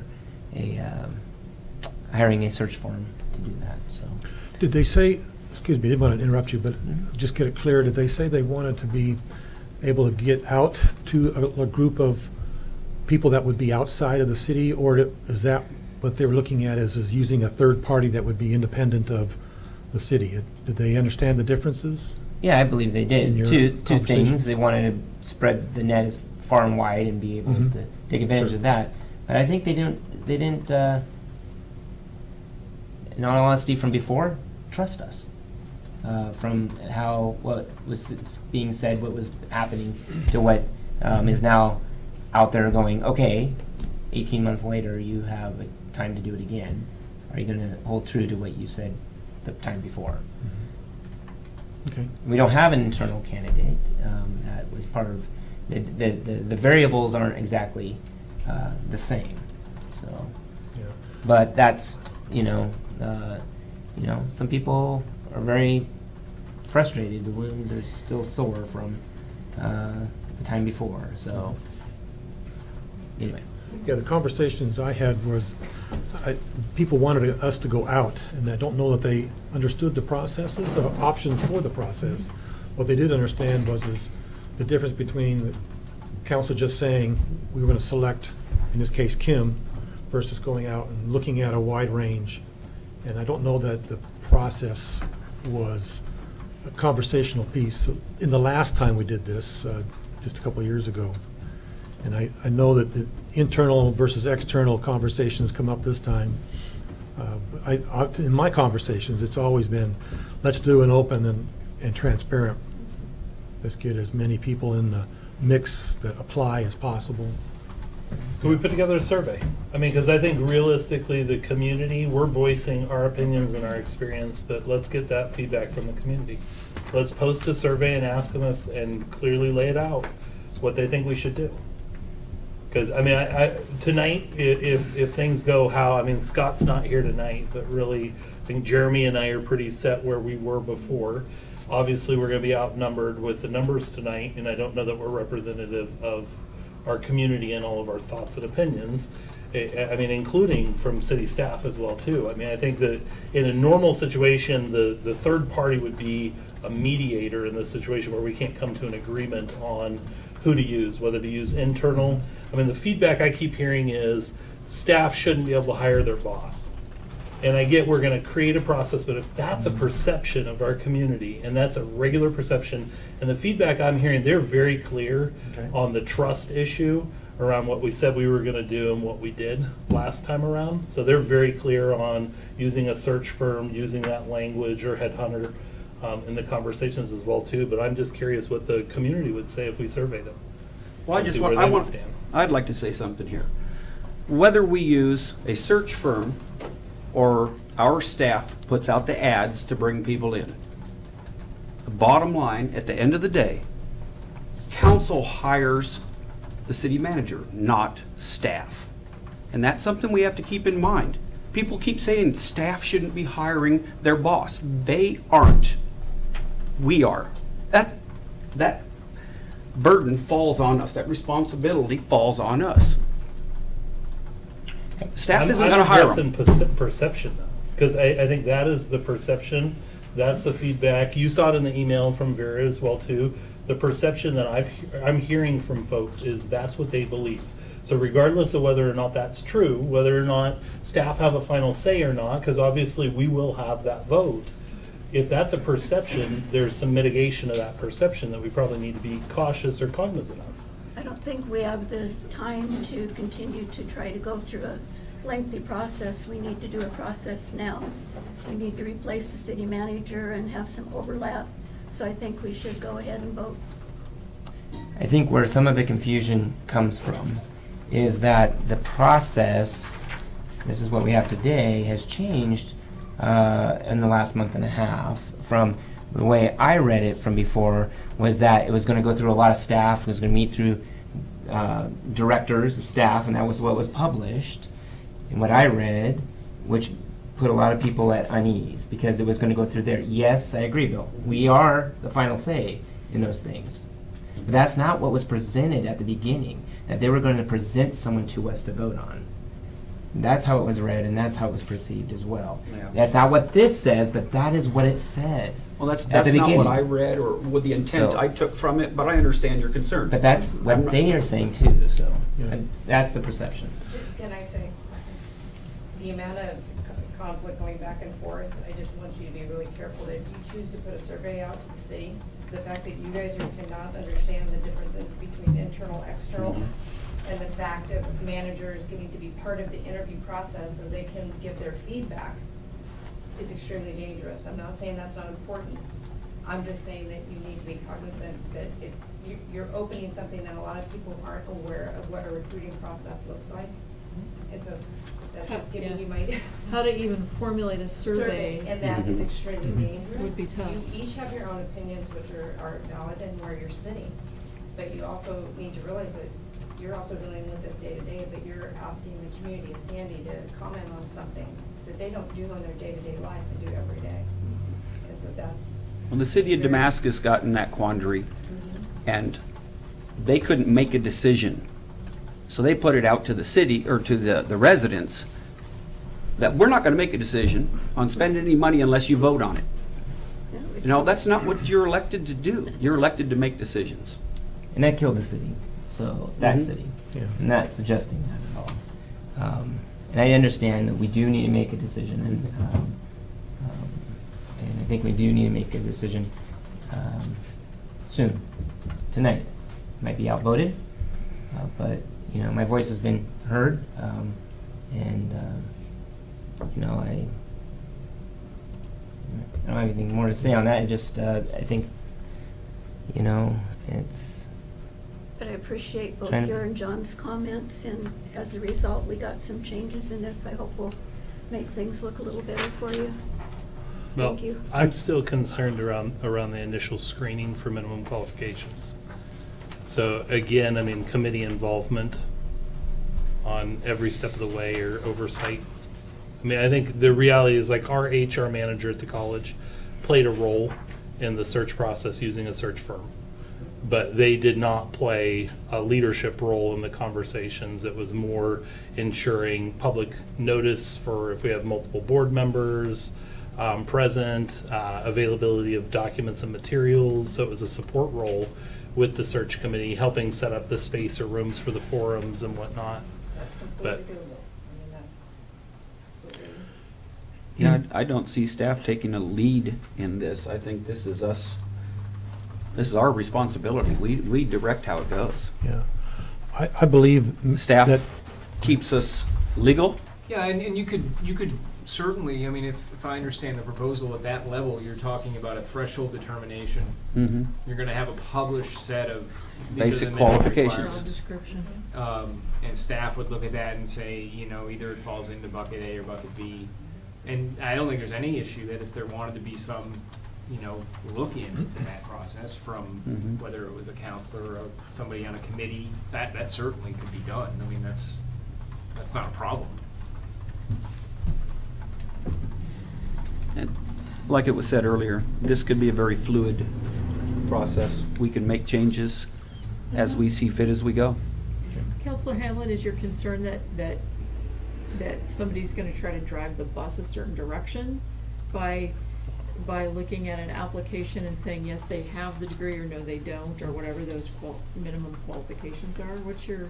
I think there's are you not subjectivity trustful? involved in the process, and I think when we have directly impacted staff participating in that process, it introduces the possibility of bias. So I think the reality is it's challenging to remain objective when you're hiring your boss as well too. I think it's rare and unique of a situation to be hiring your boss or leading the process to hire your boss. So The that- majority of cities that are now looking for managers are doing this search on their own. There were, 7 or 8 cities posted at the League of Oregon Cities doing the search, and there was only one, Hillsborough, which is quite large, looking at a recruiter. So, I mean, we were gonna do it a couple years ago, so Yeah. I don't know what changed, but Well, the things that, for me, we that did it to hire changed- Kim. Yeah. I mean, we've The done things it in the past, so. For me, that changed is that the dollar number that we have left to work with is certainly down to that, to me, minuscule compared to what it was when we were talking about it even 2 weeks ago. And then at that point, I thought it was low. But I think also, the things that have changed is that there is a perception that we need to be as even-handed, as open as we can be. I agree with Jeremy in that we promised last time that we needed to be open, we needed to be able to go out and look, but because of some circumstances that came up, we had an internal candidate that really met a lot of our needs and saved us some money. I think this is a different situation, that we have no internal candidate that really is obvious in our place, and we need to find a way to get that out there. And I think we can do that using a directed by the council process. I have to say, this is different than what was presented here. You asked for the changes. Well, I know that, but what was presented was something that was directed and ran by city staff, is how we read it. 2 years ago? And- No, just Okay. 3 meetings ago, Got a it. month and a half Okay. ago, is what I'm saying. Yeah, we And so, which recommended, is then put a big wall up, because it was ran and then presented out the top 3 candidates from it, instead of letting us be a process of doing it, or Mhm. more open than outside that. And that is a huge concern that people had right when it first came out, because that was, what was presented to us. That's all we had as an option. And instead of us presenting the options, that was kind of dictated down to us. We changed those things, obviously, in what we have now over the course of 2 more meetings. So this is much different than what we had there. But that just goes in line with why I think we've had some feedback of going, we'd like to have it be open and outside. Well, I know the last public comments we had seemed to be pushing towards the external, independent, whatever group we were talking about. And it sounds like you've gotten quite a bit of response back from individuals. I also got the Vera letter, but I also received quite a bit. Some were at the external process, but I got almost as many, I did get as many, that said that it needed to be open and transparent, whatever process we used. So That might be because people like this. You cited one way, and so I'm going to call you up and have you talk to you about it because you cited that way, and we think alike, and so. Right. And that's why maybe I've gotten more, and maybe John's gotten more that way. I've explained the you've difference gotten between the two and asked for feedback and an opinion. And I think the reality is I mean, if we go internal, there's a perception around what's going to happen. There's a perception around that there's fishy business around the process based off of the last interaction that we had. And that's the perception that's being shared by our constituents. That's the feedback I've gotten. And I'm concerned about that we're going to have a bit of explaining to do and actually having to build up transparency around the process when it should be simple and straightforward and transparent on its own. So it's an issue that's out there, and I think we're probably ready for a vote. So I'd like to know what, Jean, you haven't said anything about the topic, and you weren't here the last meeting. So I worked for the government for 12 years, and so I've seen a lot of hiring processes, especially I work in Salem, so upper management. And so I think that an internal process could work and be unbiased. I've been on panels where they've hired for my boss, and I think that that's fine to give input because you're working with somebody. I think that we have really qualified people, and so that we should take their input. So yeah, I think that if they're not, capable of doing this process, and then that's another question, and so they know kind of the vision of Sandy, what we're looking for, and I think they'd be in a good position to help us find somebody to move forward. Are we ready for a motion? Yep, we'll entertain a Okay. motion. I would like to make a motion that we proceed with the recruiting process led by our staff in a transparent process with input from the community, and that we begin it immediately. Decided by the council, right? Right, the Mhm. final So next- decision by the council, of course. And I'll second that. Okay, motion by Jan, second by Carl, that we do a city-led recruitment process with the council making the decision. All those in favor signify by, or let's have a roll call vote. Yes.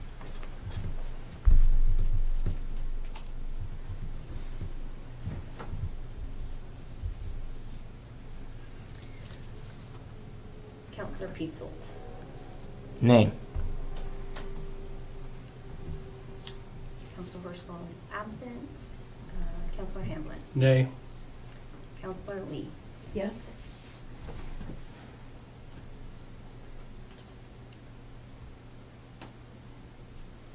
Councillor Exner. Yes. Councillor Kulik. Yes. Mayor King. Yes.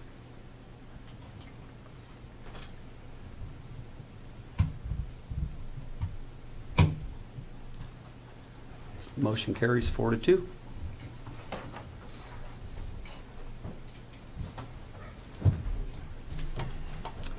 So moving on here, that brings us to the consent agenda. Before we vote on that, I was looking at the records and I noticed there wasn't any discussion or any documentation about the voting that happened in the workshop. I noticed that was left off, unless I missed it. In the meeting minutes? The meeting minutes, yes. Wasn't that a straw poll? There wasn't any. Was that a straw poll that we did record? There was no. Yeah, I don't. That came out 3-3 though. I think it would have been moved forward if we'd have voted either way at that time though, right? So it just died. Yeah, I didn't see any record of that, so. I'll go back and make sure. I missed that. Good catch. I saw it wasn't in there, but I thought we were just doing an informal straw poll when we did it before. I think so. Was that was during the discussion? Yes. About the Right, but process. we did vote on it though, and it did come out 3-3, and I think. Yeah, it would be nice to have the Recorded. minutes reflect the fact that you took Yeah. a straw poll, but I don't think it certainly isn't something that's official. Okay. Okay. Yeah, because it looks like I tabled the discussion, so it must have been a straw poll. Mhm. Okay. As long as that one is recorded, I would say that move to approve the consent agenda with a small modification.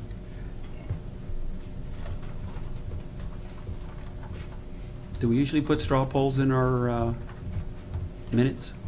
I don't think the results have to be laid out. Okay. I think it's just more a matter of articulating or capturing in the record. The fact that we did. That, Okay. yeah, no decision was made. All you're trying to do with minutes is just give a flavor of what happened. Was the last one a So I straw just feel vote like or a it's real vote that would just tie it? It wasn't a straw vote, it was a real vote that was Was tied. it, if it was a real vote, then It it was a real definitely vote. I thought it was a real I don't think vote. we Okay. But record the at least it ought to be recorded that Yeah. we couldn't agree. Okay. Right. So we have a second by Carl, or a motion by Carl with changes. Do we have a second? A second. Okay, motion by Carl, second by Jeremy, that we approve the council minutes with changes noted. All those in favor signify by saying aye. Aye. And vote electronically. It still won't let Jean and Carl vote, so. Is it the top or the bottom? I still don't see it It either way. still won't let you, it's still got you Xed out on my side, so I'm not sure why. You're I'm already in signed there. in. All in favor? You guys are in favor? Yep. Okay. Okay. And reports from the city manager. A few things, if council will recall, bleh, the health department came out and talked to you about the tobacco retail Mhm. licensing. They've done 9 other cities, they've gotten good support, and then they're gonna start with chamber presentations next in September.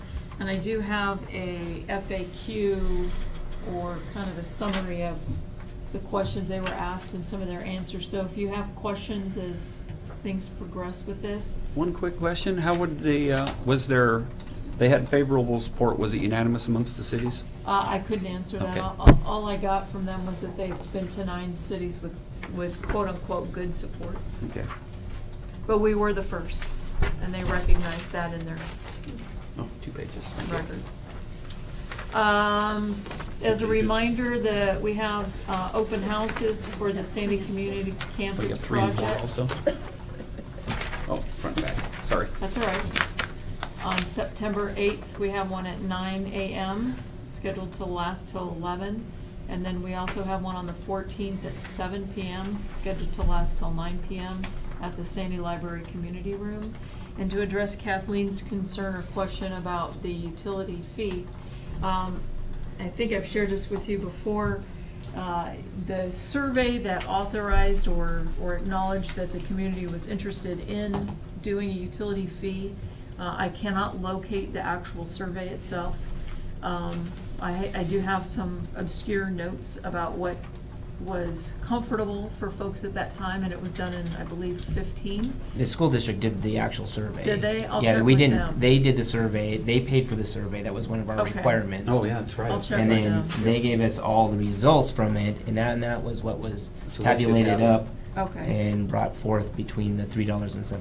That's Well, probably why you couldn't find it. Yeah, it could be. Well, regardless, it's been a while, and there's been a lot of change to our population, so I recommended to you that we do a new one.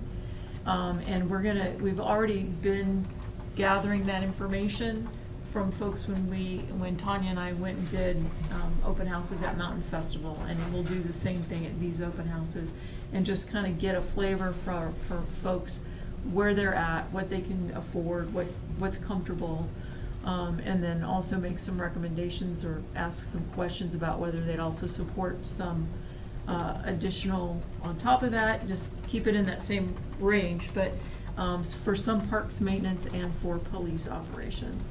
So just kind of a multifocal open house situation to address all of those things. So that's on the agenda of things to get accomplished. I have already written the ordinance for the utility fee. Just need to fill in some blanks if we want to move forward with that. Okay. And That's all. which days were those again? And can you send out meeting invites for the council? I think I did already. Yes, you did. Okay. I did already, yeah, because some of you have already signed up. So September 8th at 9 o'clock in the morning to 11, and September 14th from 7 to 9. At So we night. did a On- weeknight and a weekend kind of thing. Okay. September 8th is this coming Saturday. The 14th is the following Friday. Yeah. I'm pretty sure I sent those out to you. Yep. Yeah.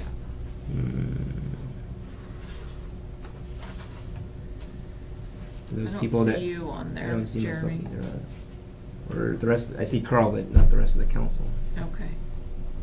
I didn't recall seeing it yet. I'll so. send them back out. Carl was the lucky one. Okay. Yep. I don't know what to say. She was hinting for somebody to volunteer, I think. There you go. Clarification, is that the Saturday thing that's been scheduled with OPSIS? I'm sorry? OPSIS will be present. And that's this Saturday? There's one on the 8th, yes, this Saturday, and then one on the 14th. Concerned that there's not been a lot of notification to everybody, so it's kind of short notice. Well, we can do another one.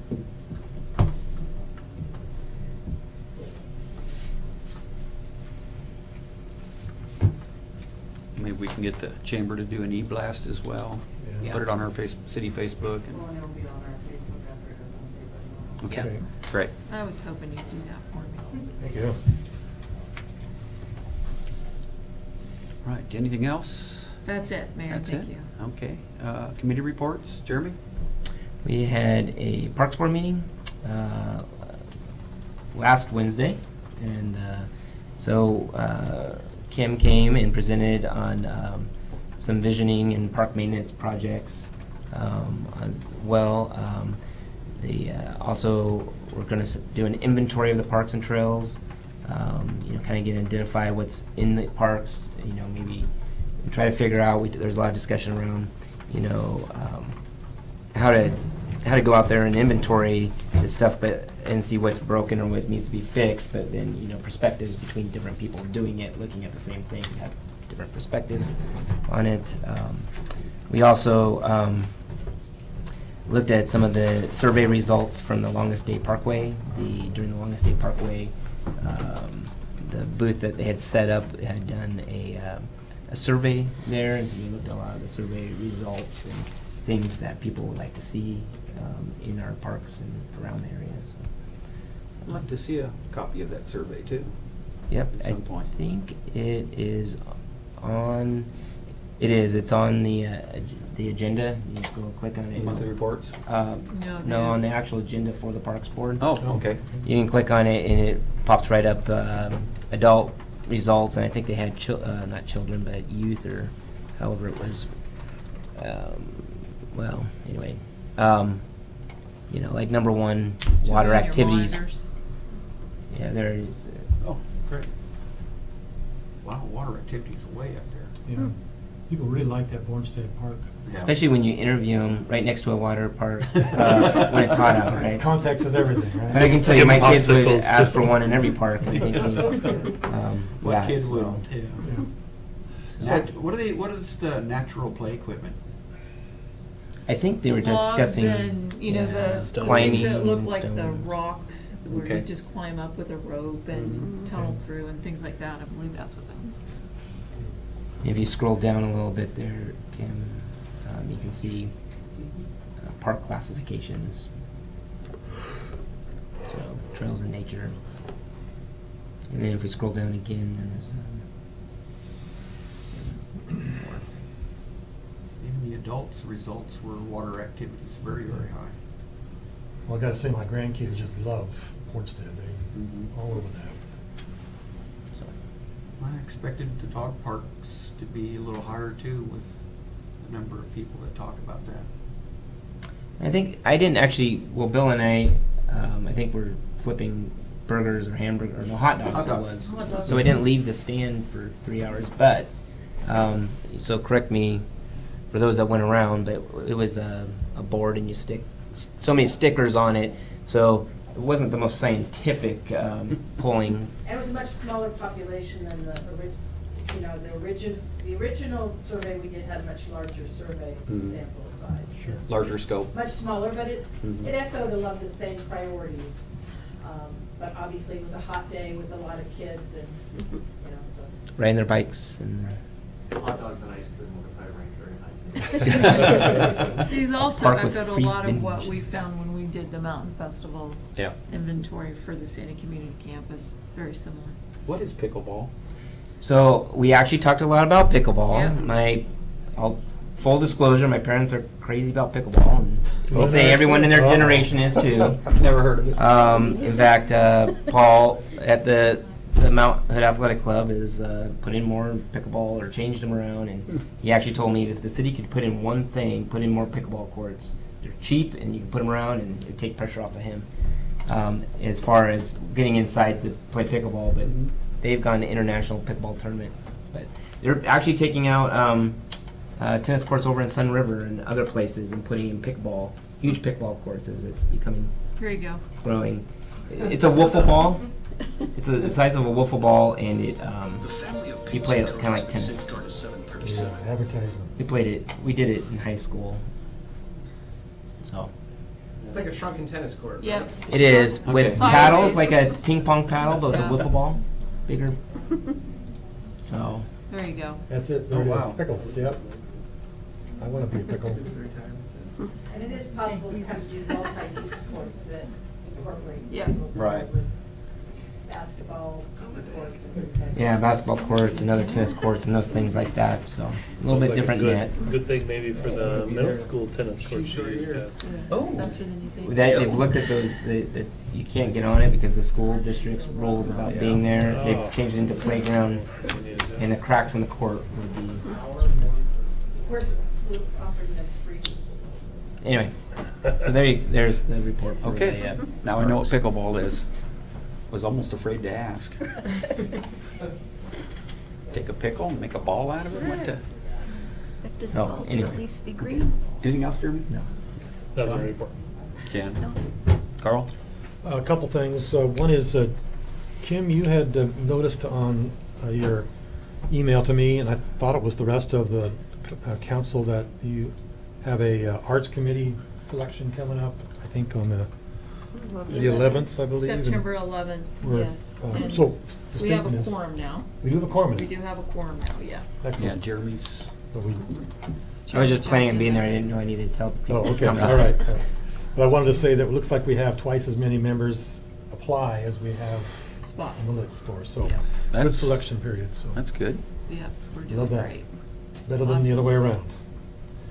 So, and that's what the art committee is for. The other one is our beloved C4. A couple of decisions that's going to come up on this Thursday.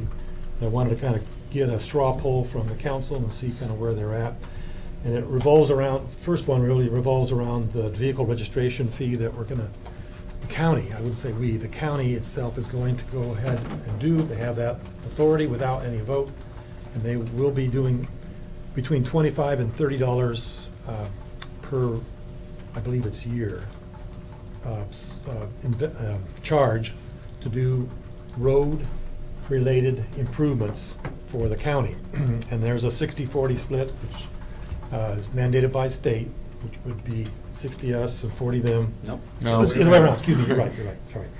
It's like, wow, And so the discussion really isn't about how and when the county's going to be doing it, because it looks like the county commissioners have decided that's something that's in their parameter and they're gonna do that. The conversation that did come up and will be coming up is there was conversation about putting 1% into a strategic fund to be able to discuss how between the county and the cities would be able to decide where and how projects might be implemented that would benefit both parties. And this would be a staff process.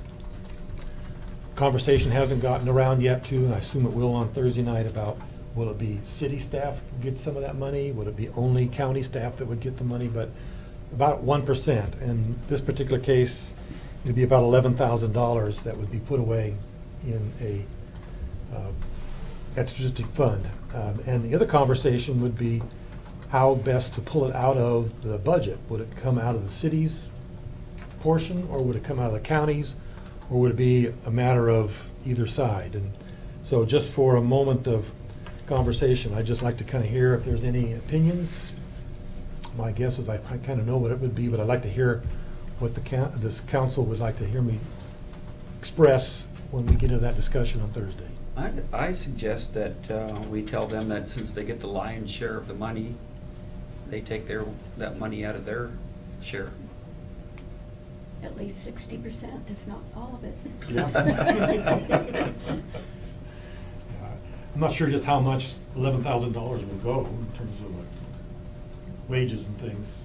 But I'm wondering where they come up with that. If it's a 1%, the 1% of what they're planning on collecting is a whole lot more than $11,000. Yeah. So there's... Maybe it's a point, I did a real quick calculation sitting here just doing it, so maybe it's a .01. So is this... It's $11 million that they expect to get, and they're asking for, well, we would get about $215,000 of our portion of it. Annually? Per year or? Per year. Per year. So is this based off of population, taking the population of the county? And from when I was on C4, that's what we fought for, right? Yeah, is to get that. And we'll bring that up because they're talking about Sandy. They're showing 10,000 people. Yeah, and they're way off. Because they went with the census of the last 2010 census, which you've got to pick a number so everyone's going to be at that same date. It's the period in time. But we've changed. But as long we need to make sure, I believe we need to make sure that we fight for our share of that and not. And so, is it the county? So is the county number coming from that of the unincorporated areas? Incorporated, right. And then the cities taken out of that in each individual city. So Lake Oswego being the largest city of 35 or 37,000 people would be their percentage. So their number is going to be a lot higher. Correct. Out of this 1% though, are the 11,000, was that just coming to the city of Sandy based on population numbers, or or every city is going to get $11,000? No, it would not be that way. 11,000 would be the total amount be pulled out from this large number. And it would be applied either, it looked like the first proposal was that the county would use only their staff to fund that $11,000, but it would be interaction with the county and with the cities and the county. The other proposal was that some of it would come out of the city, up to the most alternative was that cities would pay for all that $11,000. So the 11,000 for the whole county and all the Yep. cities. Yep. Like, how many cities do we have? Like In the county, 15? 16? 16? 16, I think. Couldn't even throw a popsicle party with that. So we're just talking. No. Oh, It we're only seems getting kind of a 215 ourselves, so crazy. we're not talking What's a that? big number. We're only getting 215 ourselves, $215,000 Yeah, I know. would be our portion of that, of the vehicle registration. Out of the 11 million? Yeah. And I was thinking it was biennial. You don't think it's for the biennium? I think it would be charged by him because it's every 2 years that you get your registration. Right. But the numbers I saw all showed annual It did say annual. Okay. letters. I said the numbers that were ran a few years ago would have been, I thought, biannual too, but I'll go with what you're seeing today because We'll find that out was a for few years sure. ago. I find out for sure on Thursday night when the real numbers and the real conversation comes up. But I wanted to get an idea about where we want to put that $11,000 responsibility. Sounds like a worthless venture. Seems like a lot of wasted time arguing about something that's only going to be pennies. Yeah, seems like it would be well put, although it's such a small amount of money, it'd be put in the cities and the county's spots and let them spend it the way they want to. We'll probably know, well, my guess is the planning staff will know where those roads are that would best be put anyway, right? Well, they already proposed the last couple Yeah. years ago, and they were nowhere near Sandy, so. No, they identified all their projects they wanted to get Unless they've in, changed those projects. which is possible. Yeah. But Okay. I mean, that tax money is being raised for road repair. They shouldn't be taking $11,000 or $1 out of that for anything except road repair. Okay. If we want to get right down to it, that's how I'd feel about it anyways. Okay, have I heard from everybody who's got an opinion? Okay, the other decision's about a metro thing, so I'm not sure I want to talk about it, so. That's it. committees. I have nothing. Okay. Council reports now. Why don't you got anything for council report? Nope. Carl? One quick thing, and we brought up Jeremy's park conversation. One of the things that I've tried to do, I'm up for election this year. Surprise, surprise. But it looks like nobody is going to be running against me. So what I'm doing is asking as many people as I can get my hands on in a bunch of different formats what they think that would be look like success at the end of 4 years, end of my next 4-year term. And one of the things park related that has come up more than a few times is we just don't seem to have enough money for our parks. We just can't seem to put out what we need to make quality, high use parks. And we have a lot of parks right now.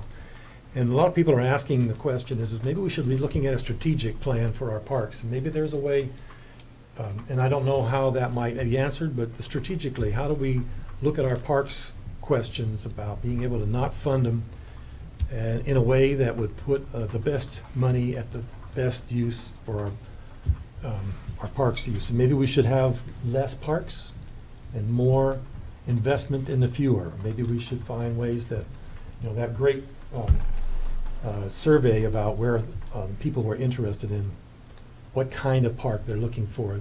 Those are kind of questions that seem to be popping up a lot. So just for churning on your own thinking, I think we ought to be talking about maybe we should look at our parks. We can't seem to fund them at the level we would love to, and I would love to finance every one of them at the max, because I think that's where people like to go in our city.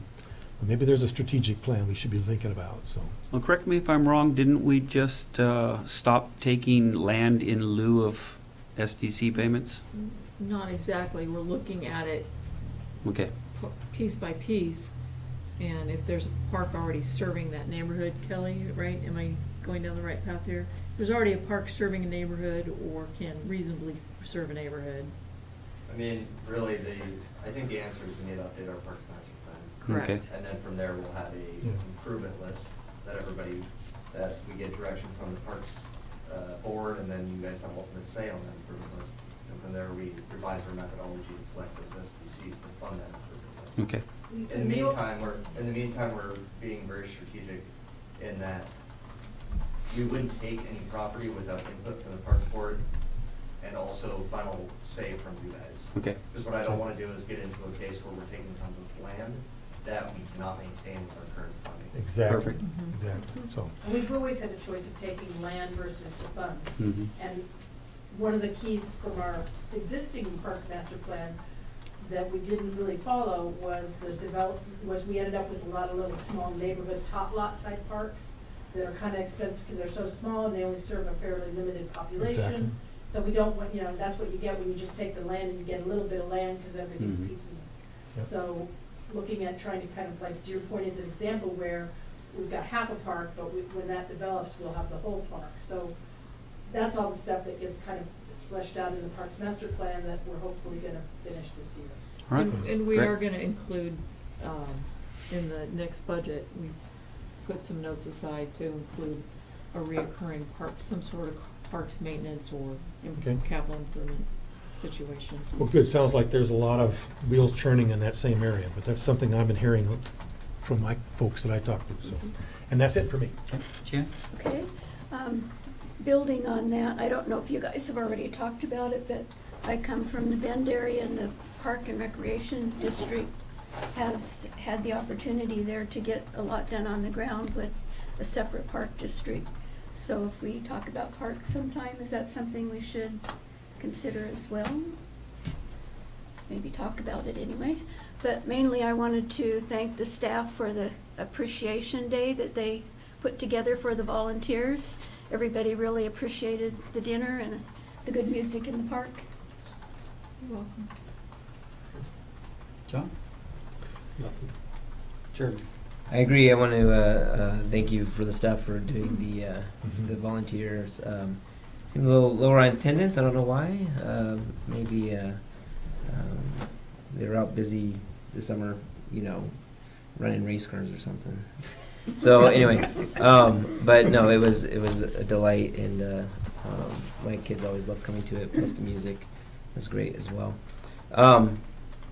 Something came to my attention today, and I chatted with Kim about it a little bit on text messages, and with David as he was leaving, we were chit-chatting about it, was, I forget the name of the company, CG?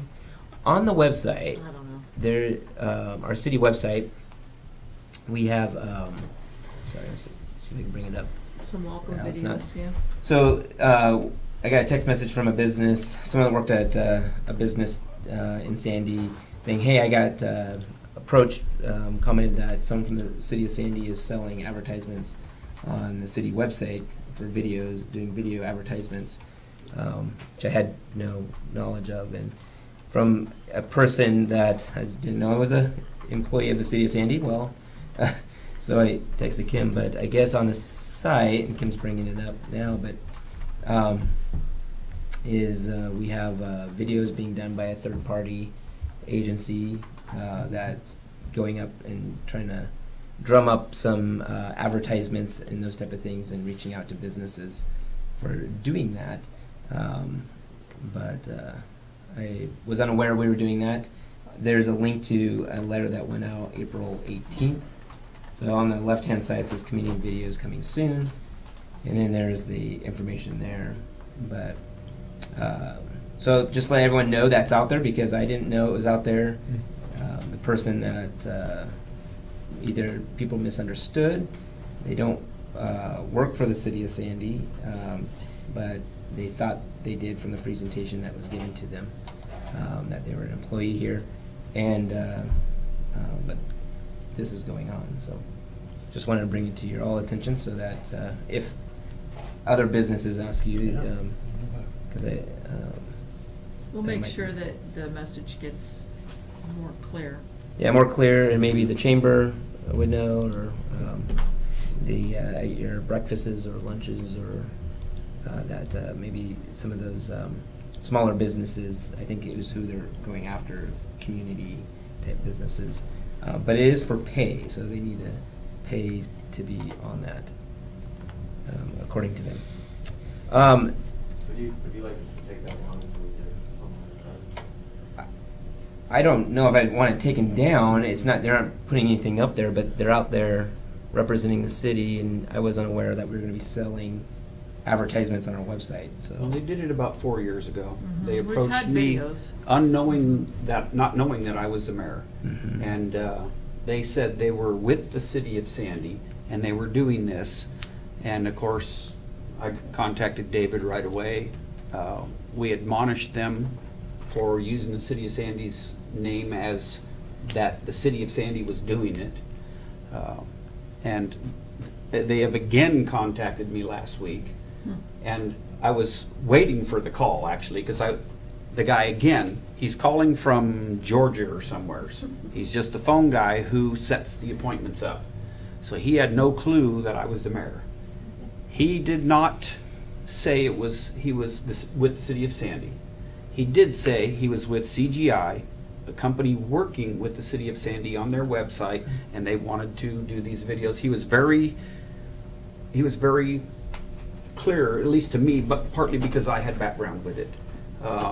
It still could have been a little ambiguous if you had no clue, but I thought they did a good job of not saying, we're from the city and this is what we want to do, do you want to be included in it? So. Yeah, they were coming from it going, you haven't heard of this.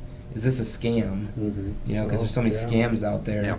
And I'm like, we aren't selling anything on their website, especially video traffic. But let me check. And Kim had to go ask, and this, I think there's, it'd be nice if we knew about it so that we can communicate that out with the public before we sell advertisements on our website. I can tell you that they are doing a much better job of not trying to speak for the city of Sandy. The first day of school today, is anyone traveling by at 7:30 in the morning would know. But so, I don't know, Mike, if you could reach out to anyone at ODOT, but the Bluff and 26 light seem to change every people trying to go north on Bluff, the light changed seemed like every 30 seconds. Some green time in the afternoon. They did? Last year, yeah. Yeah, they did, but I think this changed this morning because my wife just happened to go one route and I'm going the other because I have to leave for work afterwards, and we're on each other's speakerphones. We weren't, and where are you at? And she's like, I'm here. She was going to go down. Like, no, you're going to find and watch how many cars could go through in the green light, and it just changed, and could not get through there. Obviously, first day of school, lots of traffic, everyone dropping their kids off. It gets better in a week, but I was backed up, halfway up Sandy in the right-hand lane, trying to get through, and maybe they should evaluate the traffic light again. Says I know they did it last year, but summer traffic and they. Well, they only did the PM dismissal. They didn't do anything for the arrival time. That overlaps with the commuter peak too. So they were less enthused about messing with the AM timing than they were about the afternoon timing, because that doesn't affect the afternoon commuter peak. So I don't know what time Cedar Ridge starts and the high school starts, but there was a lot of people out front Cedar Ridge. So I know it cools down a little bit, but it would be there was a lot of. I know some of you in the audience were sitting out there. You know who you are, because we saw each other later and grumbled. So anyways, just beware. Take a lot of extra time. We left really early, and you're still late. So did you? I don't have kids anymore, so that are going to school. Make sure I specify that. So maybe my children are listening. There used to be a real problem there on Bell Street. Do you know if that one was really stacked up again this year? I didn't have a problem when I went through at Bell Street at all. The problem was with the new Cedar Ridge in the line of cars. People coming. Bluff is, as we know, is a failing intersection. NODOT's identified that. There's nothing we can do until we get Bell Street, 362nd, and Kate Schmidt, and those things through. I mean, it's the only road going north. And so everyone comes through Sandy from all different angles trying to head north for the middle school, the high school, and OTA, Oregon Trail Academy, all down there, which is like K-12 school. So it's a bottleneck whichever way we want to slice it. But anyway, that's all I have. Okay. I just covered everything I was going to talk about, but yeah, the volunteer appreciation dinner. Thank you for staff for taking care of that. I was out of town, driving kind of fast, so I was not able to enjoy that with everyone. Oh yes, quite legally.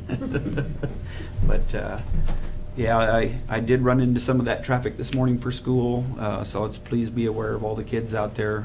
School is back in session, so they're also going to be getting out in the afternoon as well.